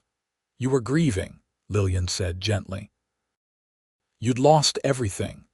That doesn't excuse it, Garrett replied firmly. I knew better. My father raised me better. He sighed, running a hand through his hair. After it happened, I couldn't face George, couldn't wear the badge anymore, so I ran. Been running ever since, in a way. Until now, Lillian observed. You stopped running when you found me in the snow. Garrett's gaze returned to her face, something vulnerable in his expression. Maybe I was tired of running, or maybe I found something worth standing for. The words hung between them, weighted with meaning neither was quite ready to fully acknowledge. After a moment, Garrett rose, wincing slightly at the movement. We should follow Mary's advice and get some rest, he said, offering Lillian his good arm. Tomorrow will bring its own challenges. Lillian allowed him to escort her to her room, aware of the warmth of his body beside hers, the solid strength that had become her anchor in the chaos of recent days. At her door, they paused, neither quite ready to part. Thank you, Lillian said softly, for coming back alive. A ghost of a smile touched Garrett's lips. Had something important to return to. Before she could respond, he leaned down and kissed her, not the desperate, farewell kiss of the ridge, but something gentler, a promise rather than a goodbye. Lillian's hands came up to rest against his chest, feeling the steady beat of his heart beneath her palms. When they parted, Garrett brushed a strand of hair from her face with tender precision. Sleep well, Lillian. You too, Garrett, she whispered, reluctantly stepping back into her room. As the door closed between them, Lillian pressed her fingers to her lips, still feeling the impression of his kiss. Despite the danger that still surrounded them, despite the uncertainty of what lay ahead, a sense of hope had taken root in her heart, fragile but undeniable.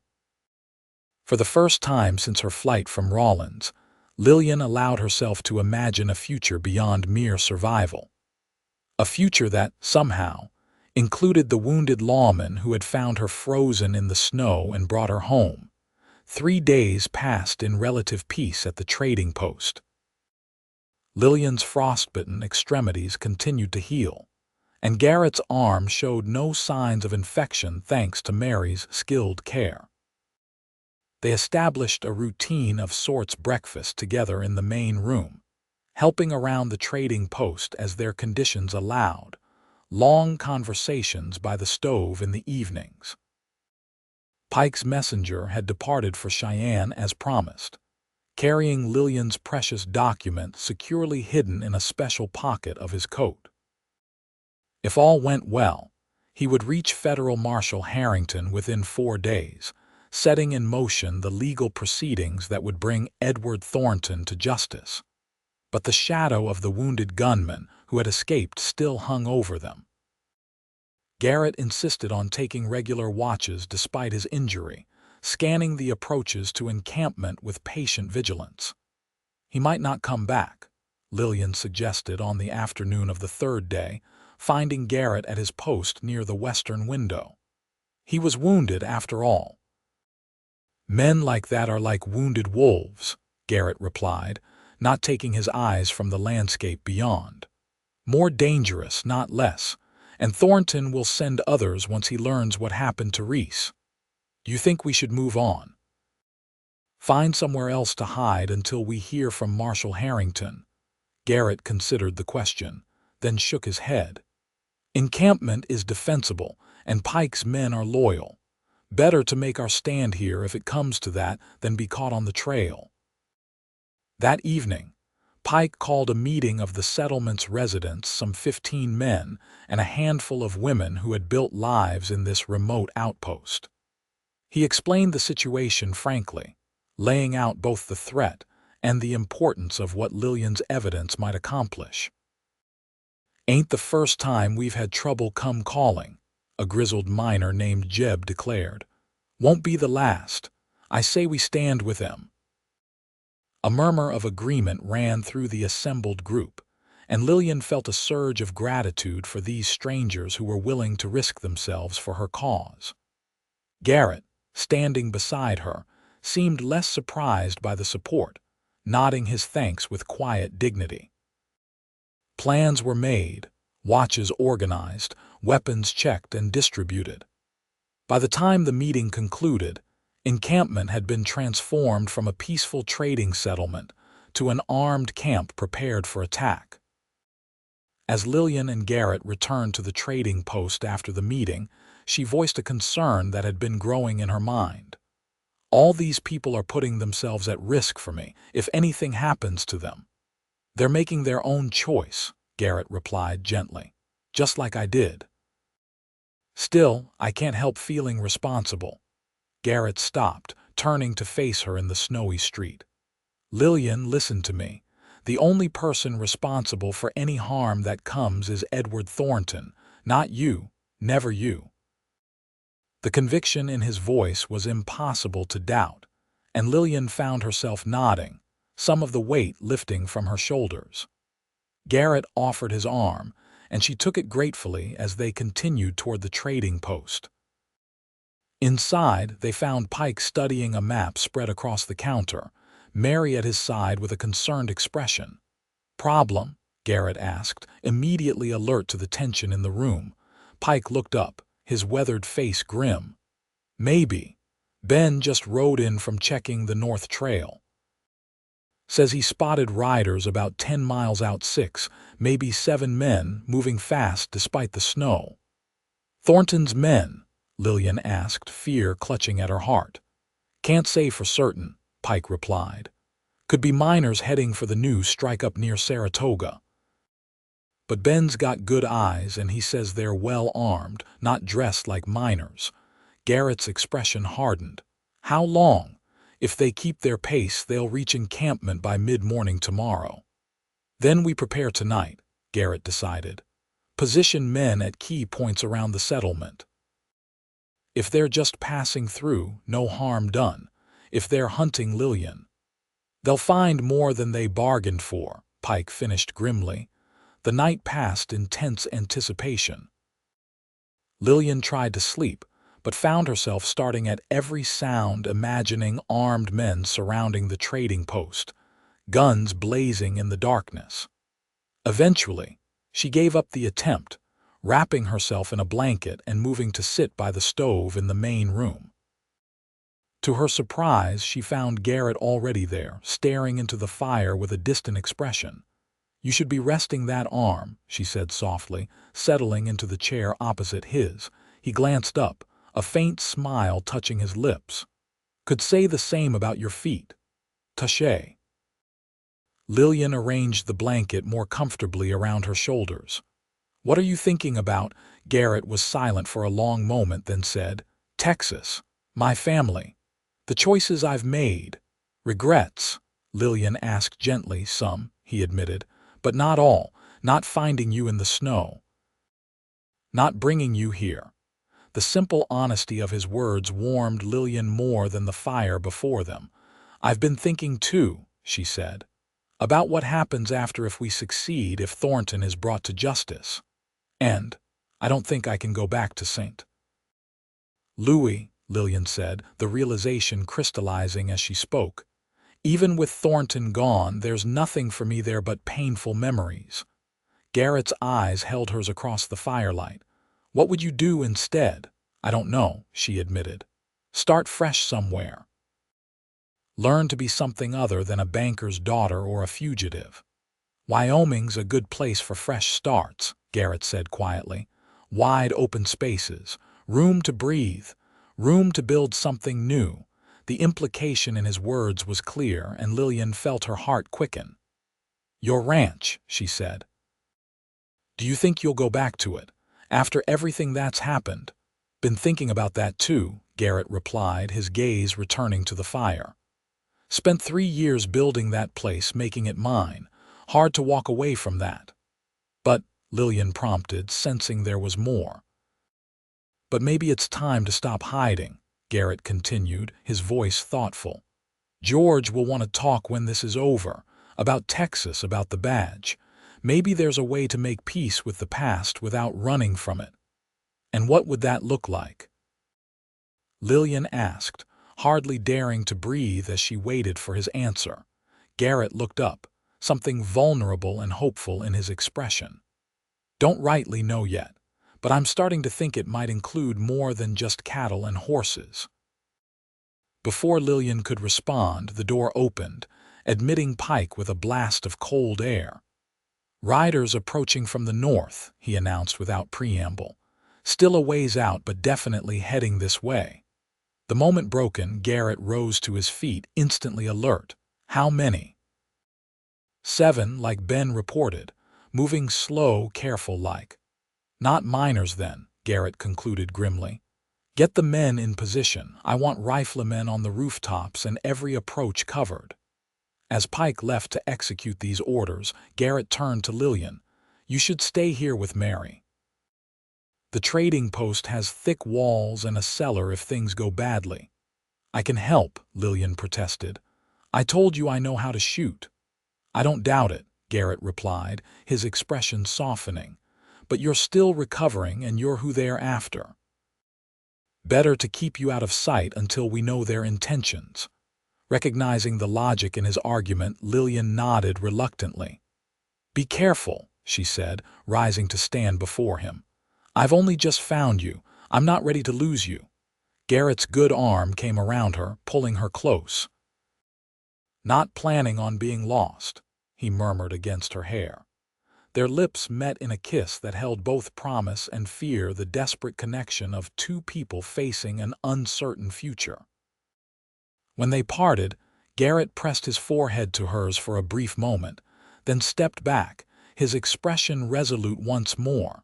"Stay with Mary," he repeated, moving toward the door. "I'll come for you when it's safe." Dawn broke cold and clear over encampment, the rising sun painting the snow-covered landscape in shades of pink and gold. From her position at an upstairs window of the trading post, Lillian could see the settlement's defenders in place, men positioned on rooftops and behind barricades hastily constructed from wagons and barrels. Garrett stood with Pike near the northern edge of the settlement, both men holding rifles, their breath fogging in the frigid air as they conversed in low tones. The approaching riders were visible now, still some distance away, but moving steadily closer, 7 men in dark coats, riding in formation. Mary joined Lillian at the window, her normally cheerful face solemn. "Luther's faced down worse in his time," she said, perhaps sensing Lillian's fear. "And your Mr. Xavier is as capable as they come." "He's not my Mr. Xavier," Lillian replied automatically, though the words rang hollow even to her own ears. Mary's knowing smile suggested she saw right through the denial. "If you say so, dear." As the riders drew closer, Lillian could see details matching dark horses, rifles prominently displayed across saddles. The lead rider, a tall man with a distinctive white streak in his otherwise dark beard. Not Thornton himself, but clearly someone of authority among his hired guns. The riders halted just outside the settlement proper, evidently noting the armed men positioned throughout encampment. The leader raised a hand, signaling his companions to stay put as he urged his horse forward alone. Garrett and Pike stepped out to meet him, maintaining a cautious distance. Though Lillian couldn't hear the exchange, she could see the leader's gestures becoming increasingly emphatic as the conversation progressed. Suddenly, the leader turned in his saddle and pointed directly at the trading post at the very window where Lillian stood watching. Her blood ran cold as she realized they knew exactly where she was. Mary pulled her away from the window. "Come away, child. Best not to make yourself a target." "They know I'm here," Lillian said, her heart pounding. "They know exactly where to find me." "Luther and Garrett won't let them near you," Mary assured her, though her own expression betrayed concern. "The men of encampment stand with them." Outside, the conversation had clearly reached an impasse. The leader turned his horse abruptly, returning to his waiting companions. Garrett and Pike retreated to the defensive line, both men's postures tense with anticipation. For several long minutes, nothing happened. The riders conferred among themselves while encampment's defenders waited, rifles ready. The stillness was broken only by the occasional stamp of a horse's hoof or the creak of leather as men adjusted their positions. Then, without warning, the riders spurred their horses forward in a coordinated charge, spreading out to approach the settlement from multiple angles. Gunfire erupted immediately, the defenders opening fire from their positions as the attackers responded in kind. Mary pulled Lillian away from the window and toward the stairs. To the cellar now. They had just reached the main floor when the front window of the trading post shattered, glass spraying across the room as a bullet embedded itself in the far wall. Mary pushed Lillian toward a trapdoor behind the counter, lifting it to reveal a steep staircase descending into darkness. "Down you go," she ordered, thrusting a lantern into Lillian's hands. "I'll be right behind you." Lillian descended carefully, the earthen cellar cool and damp after the warmth of the trading post. Mary followed, closing the trapdoor above them and securing it with a heavy bar. "Luther had this built when we first settled here," she explained, lighting a second lantern.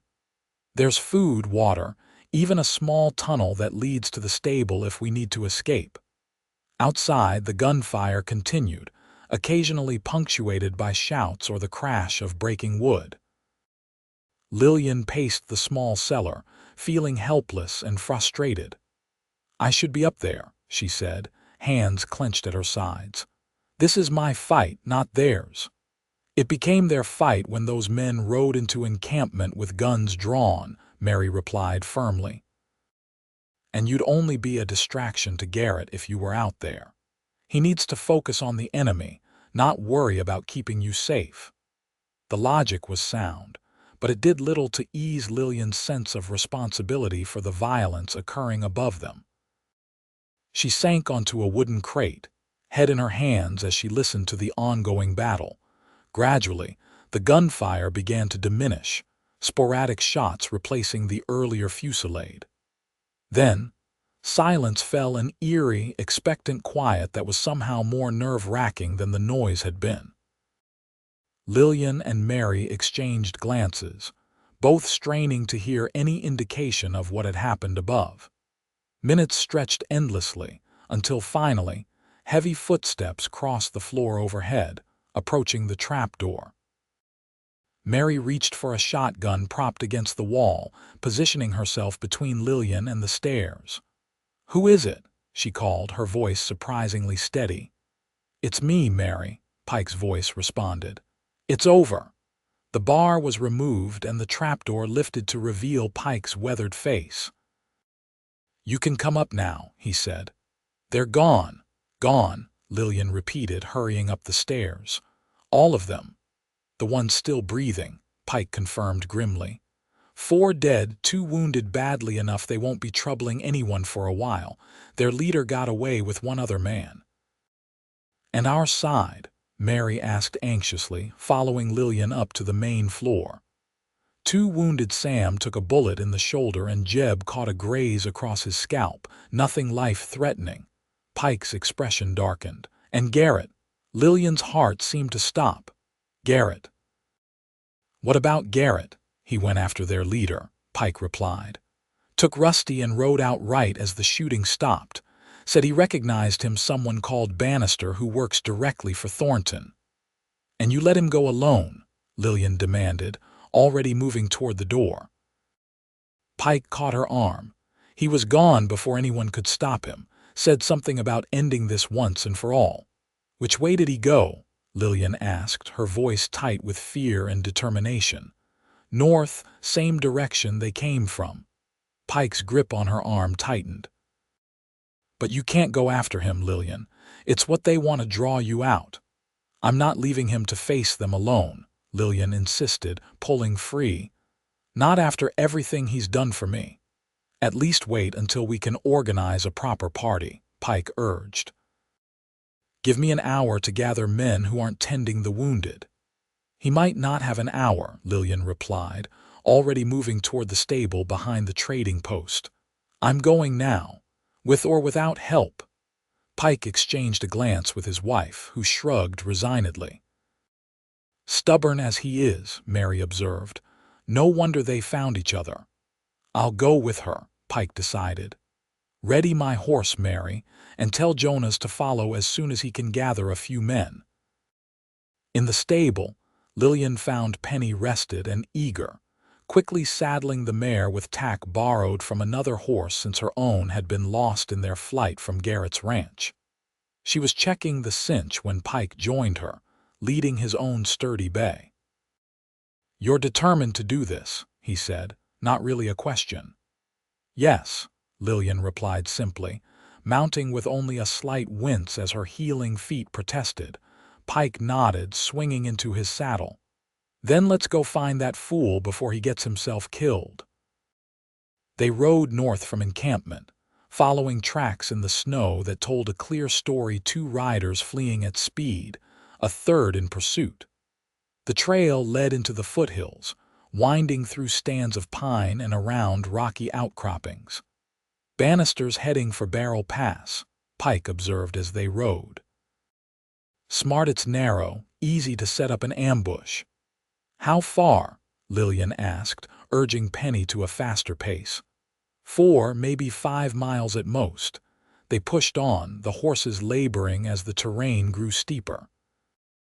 The tracks they followed showed that Garrett was gaining on his quarry, the gap closing as they approached the pass. The sound of gunfire shattered the mountain stillness. 3 rapid shots, then silence. Lillian's heart lurched, and she spurred Penny forward recklessly, outpacing Pike as they rounded a bend in the trail. Ahead, the path narrowed between towering rock faces. Barrel Pass. At its entrance, a horse lay dead in the snow, dark blood staining the white ground around it. One of Thornton's men, judging by the matching tack to those who had attacked encampment. Of Garrett or the remaining riders, there was no sign. "They're in the pass," Pike said as he caught up to Lillian. "Careful now, like I said, perfect place for an ambush." They dismounted, leaving their horses secured to a pine tree, and proceeded on foot. Pike took the lead, his rifle ready as they moved quietly toward the narrow passage between the rocks. The pass itself was perhaps 100 yards long, barely wide enough for 2 horses to ride abreast, with steep walls rising on either side. About halfway through, they found the second horse Rusty, thankfully alive but favoring one leg where a bullet had grazed his flank. "Garrett went on foot from here," Pike murmured, examining tracks in the snow. "Following one man, Bannister, I'm guessing. The other must have been the one whose horse we found back there." They continued cautiously, following footprints that showed signs of a running pursuit. Near the far end of the pass, they found evidence of another exchange of gunfire, bullet holes in the rock face, spent cartridges in the snow. Beyond the pass, the trail opened into a small, sheltered valley, ringed by steep slopes thick with pine and aspen. In the center of the valley stood a crude cabin, smoke rising from its chimney. "Trapper's hut," Pike explained in a whisper. "Used during fur season, empty most of the year. Not empty now." As they watched from the cover of the pass entrance, the cabin door opened, and a man emerged, tall, with the distinctive white streak in his beard. Bannister, scanning the surrounding slopes with obvious caution. "Where's Garrett?" Lillian whispered, fear clutching at her heart.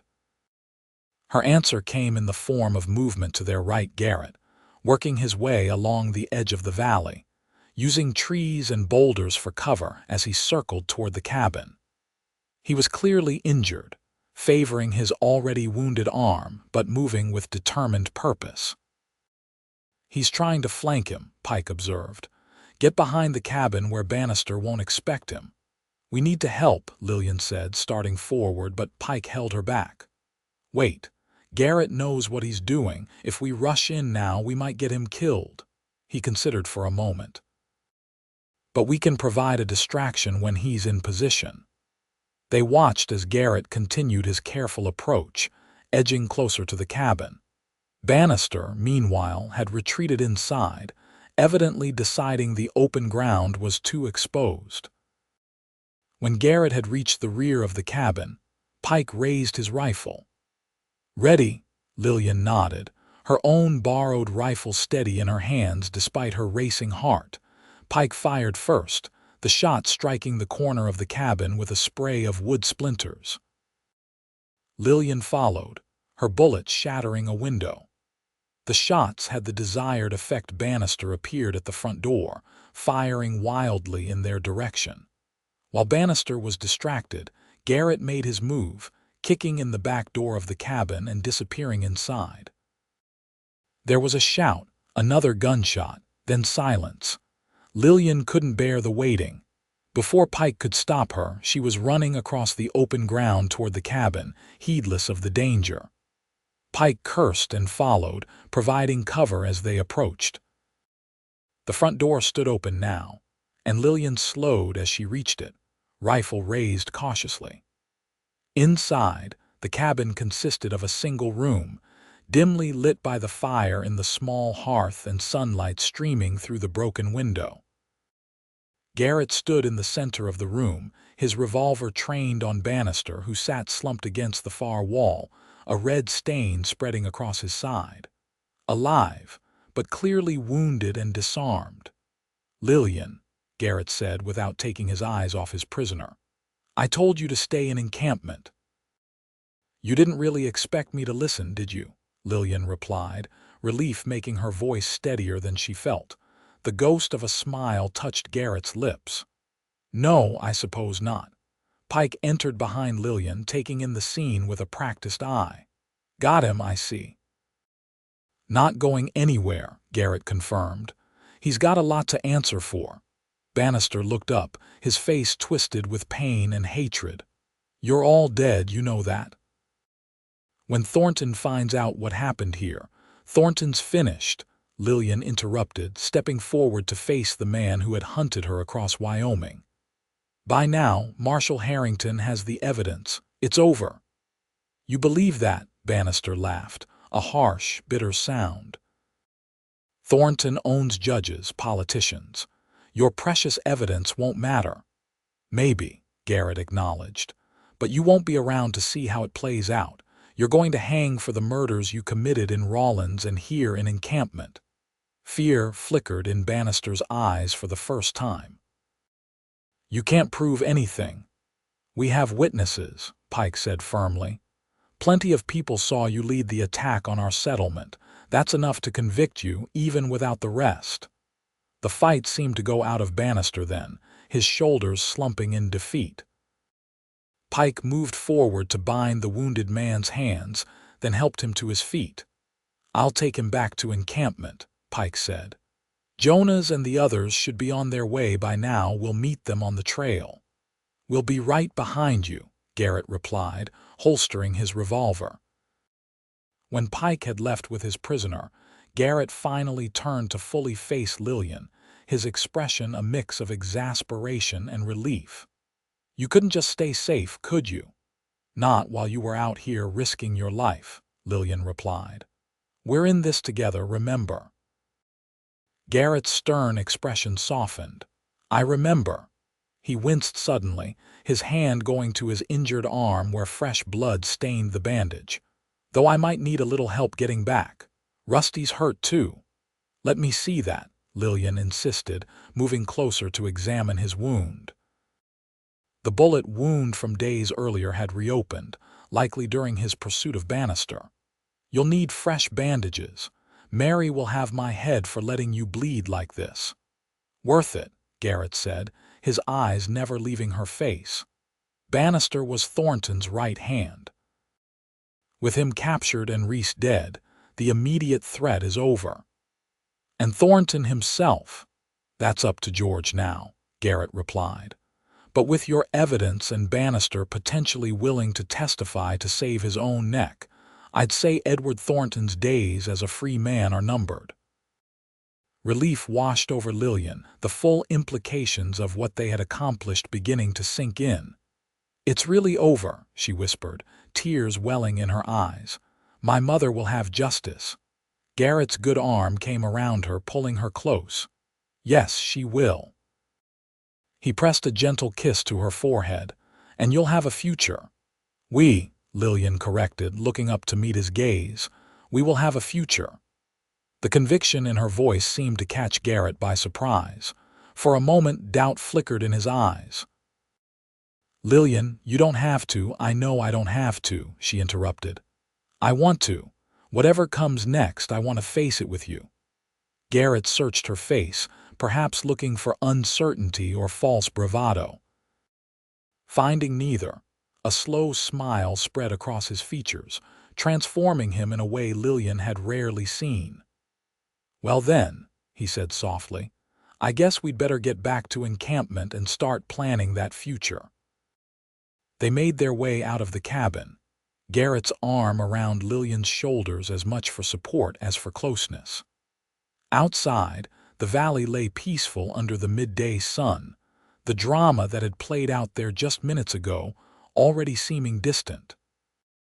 As they collected Rusty and began the journey back to encampment, Lillian felt a sense of peace she had not known since before her mother's death.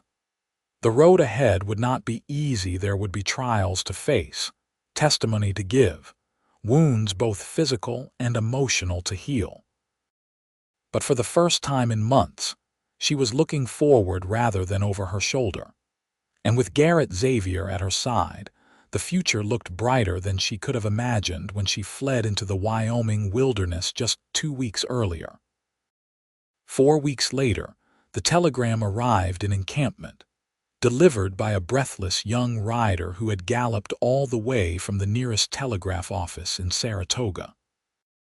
Lillian and Garrett were at Pike's trading post, sharing a late breakfast with their hosts, when the messenger burst through the door, waving the yellow paper triumphantly. "For Miss Vance and Mr. Xavier," he announced. "From Cheyenne, Marshal Harrington himself." Garrett accepted the telegram, his expression carefully neutral as he unfolded it. Lillian waited, hardly breathing as he read the contents. "Well," Pike demanded when Garrett remained silent too long, "what does George say?" A slow smile spread across Garrett's face as he handed the telegram to Lillian. "See for yourself." She read aloud for everyone to hear. "Thornton arrested, stop evidence accepted by federal judge, stop Bannister, cooperating for reduced sentence, stop trial set for June, stop your presence, required, stop congratulations, stop George." A cheer went up from Pike and Mary, the news quickly spreading to others in the trading post. Lillian reread the telegram, scarcely able to believe that justice was finally within reach. "June," she said, looking up at Garrett. "That's 3 months away." "Plenty of time to prepare," Garrett replied, his hand covering hers on the table, "and to decide what comes after." They had discussed their future extensively in the weeks since Bannister's capture. Garrett's ranch had survived his absence relatively unscathed, Jenkins having taken good care of the livestock as promised. They had visited briefly, assessing the damage done by Reese and his men minimal, fortunately, just a broken window and some scattered belongings. But they hadn't stayed, returning instead to encampment while they considered their options. Garrett's revelation as a former deputy marshal had opened possibilities neither had anticipated. George Harrington, upon receiving Lillian's evidence and hearing of Garrett's involvement, had hinted at a potential position for his old partner should he want it. "Have you decided?" Lillian asked quietly, aware of the weight of the question. About George's offer, Garrett's expression grew thoughtful. "I think maybe I have." He glanced at Pike, who nodded encouragingly. "I'm thinking it might be time to put the badge back on, do things the right way this time." Pride swelled in Lillian's heart. "I think that's a wonderful decision." "It would mean moving to Cheyenne," Garrett cautioned. "Leaving the ranch, at least for now." "The ranch will wait," Lillian replied with certainty. "And Cheyenne sounds like a fine place to start our life together." The words hung between them, pregnant with meaning. Though their feelings for each other had grown undeniable in the weeks since their ordeal, they had not yet formalized their relationship. Propriety and Garrett's innate caution had kept them in a state of anticipation, both knowing where they were headed but neither quite ready to take the final step. Now, with Thornton's arrest confirmed and the future opening before them, the time for hesitation was past. Garrett squeezed her hand, then released it to reach into his pocket. "I've been carrying this for a week," he admitted, withdrawing a small object wrapped in a handkerchief, "waiting for the right moment." Lillian's breath caught as he unwrapped the handkerchief, to reveal a ring, a simple gold band with a modest diamond that caught the morning light. "It was my mother's," Garrett explained, his voice uncharacteristically hesitant. "The only thing I managed to salvage from the ashes of our home in Texas. I've carried it with me all these years, never thinking I'd have cause to use it." Around them, the trading post had grown silent, everyone watching the scene unfold with barely concealed excitement. Mary had her hand pressed to her mouth, tears already glistening in her eyes. "Lillian Vance," Garrett continued, sliding from his chair to kneel before her, When I found you in that snow, I thought I was saving your life. I didn't realize you'd be saving mine as well." He held up the ring, his eyes never leaving hers. "I know this isn't the grand proposal you might have dreamed of, but I'm asking you to be my wife, to build a new life with me, wherever that might lead us." Tears blurred Lillian's vision as she nodded, words momentarily beyond her. "Yes," she finally managed, her voice thick with emotion. "Yes, Garrett Xavier, I will marry you." A cheer erupted from their audience as Garrett slipped the ring onto her finger, then rose to embrace her. Their kiss, witnessed by what seemed like half of encampment, was a promise and a beginning rolled into one. "Calls for a celebration," Pike declared, already moving to retrieve a bottle of his finest whiskey. "Not every day we get to witness a proper proposal in these parts." The impromptu celebration lasted well into the afternoon, with seemingly everyone in the settlement stopping by to congratulate the couple and hear the news of Thornton's arrest. By evening, when they finally had a moment alone on the porch of the trading post, both were exhausted but happier than either had believed possible weeks earlier. "Quite a day," Garrett observed, his arm around Lillian as they watched the sunset paint the snow-covered mountains in shades of pink and gold. "The first of many," Lillian replied, leaning her head against his shoulder. "I was thinking we might be married before the trial. I'd like to face Thornton as Lillian Xavier, not Lillian Vance." Garrett smiled, pressing a kiss to the top of her head. "I like the sound of that, and I think Mary would never forgive us if we didn't let her host the wedding here." "Here it is, then," Lillian agreed, "with our encampment family to witness." They sat in comfortable silence for a while, contemplating the future that stretched before them. Eventually, Garrett spoke again, his voice thoughtful. "You know, I've been thinking about that night I found you in the snow. How close I came to riding past, to missing you entirely." "But you didn't," Lillian reminded him, her hand finding his. "No, I didn't." Garrett's fingers intertwined with hers, the simple contact as natural as breathing. "My mother used to say that God puts people in our path for a reason. I never put much stock in that kind of talk, but now—" "Now," Lillian prompted when he trailed off. "Now I'm thinking maybe she was right after all," Garrett finished, his eyes meeting hers in the fading light. "Because finding you, that wasn't just chance. That was destiny." Lillian smiled, her heart full to bursting with love for this complex, honorable man who had saved her in every way a person could be saved. "Destiny," she agreed softly. "I like that." As darkness settled over encampment, they remained on the porch, planning their future together: a wedding in May, the trial in June, a new life in Cheyenne thereafter. The path wouldn't be easy, but they would walk it together, step by step, day by day. And when Lillian thought back to that desperate flight through the snow, to the moment when all hope seemed lost, she marveled at how fate had led her not to an ending, but to the most beautiful beginning she could have imagined. The wedding of Garrett Xavier and Lillian Vance took place on a perfect May morning in Encampment, Wyoming territory. The entire settlement turned out for the occasion, the trading post transformed with wildflowers gathered from the surrounding mountains and ribbons Mary had ordered specially from Cheyenne. Lillian wore a simple white dress that Pike's wife had helped her sew, her dark hair adorned with a crown of spring blossoms. Garrett, standing tall and nervous beside Luther Pike, who had agreed to officiate, wore a new black suit that made him look more handsome than Lillian had ever seen him.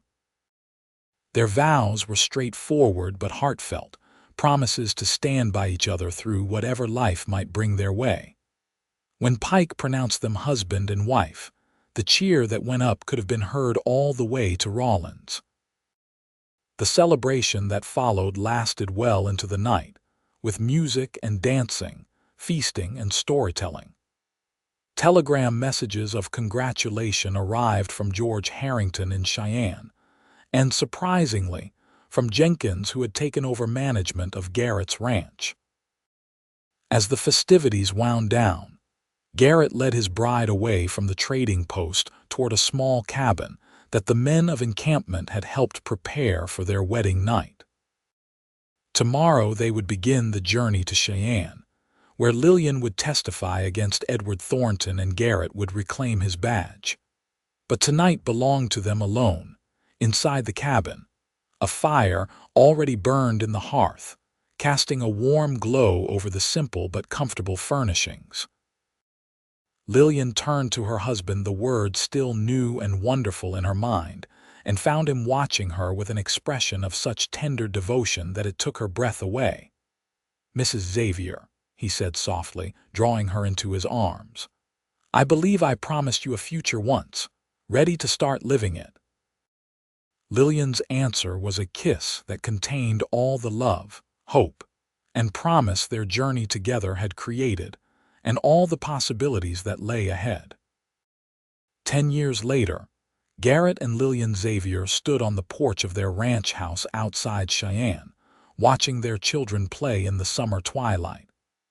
8-year-old James chased his 6-year-old sister Margaret around the yard, their laughter echoing across the open prairie. "They're going to sleep well tonight," Lillian observed, leaning against her husband's solid frame.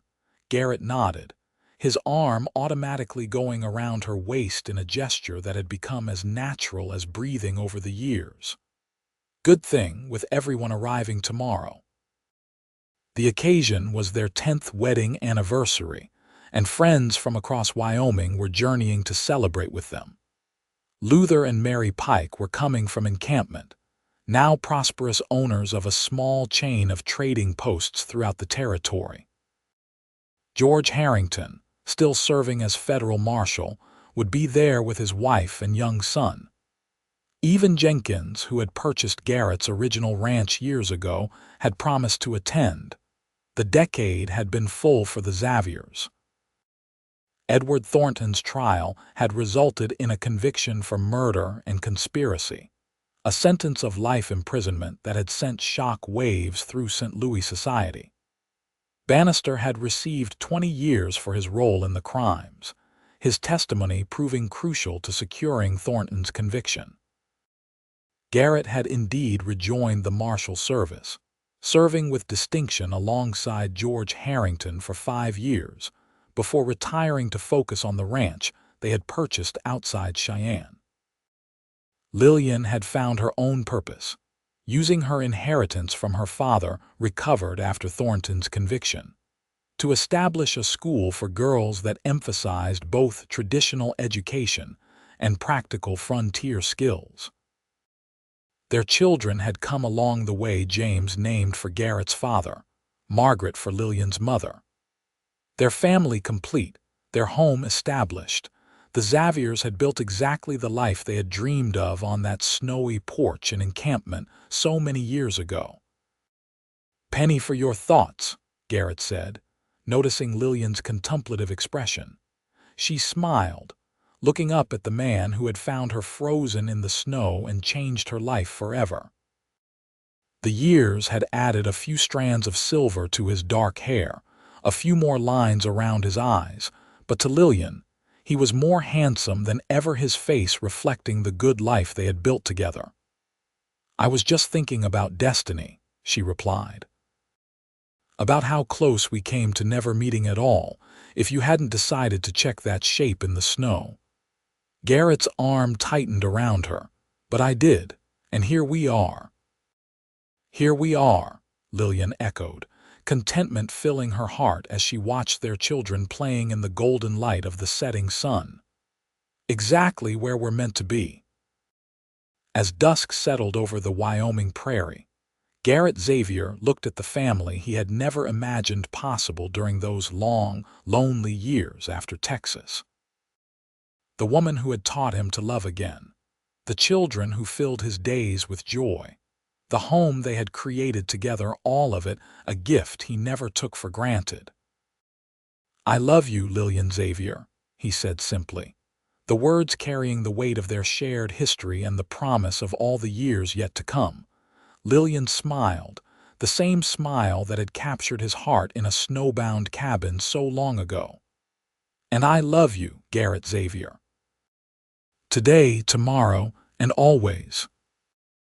As the first stars appeared in the darkening sky, they called their children in for supper, closing the door on another blessed day in the life they had fought so hard to build, a life that had begun with a desperate flight through the snow, and a cowboy's determination to bring a frozen stranger home.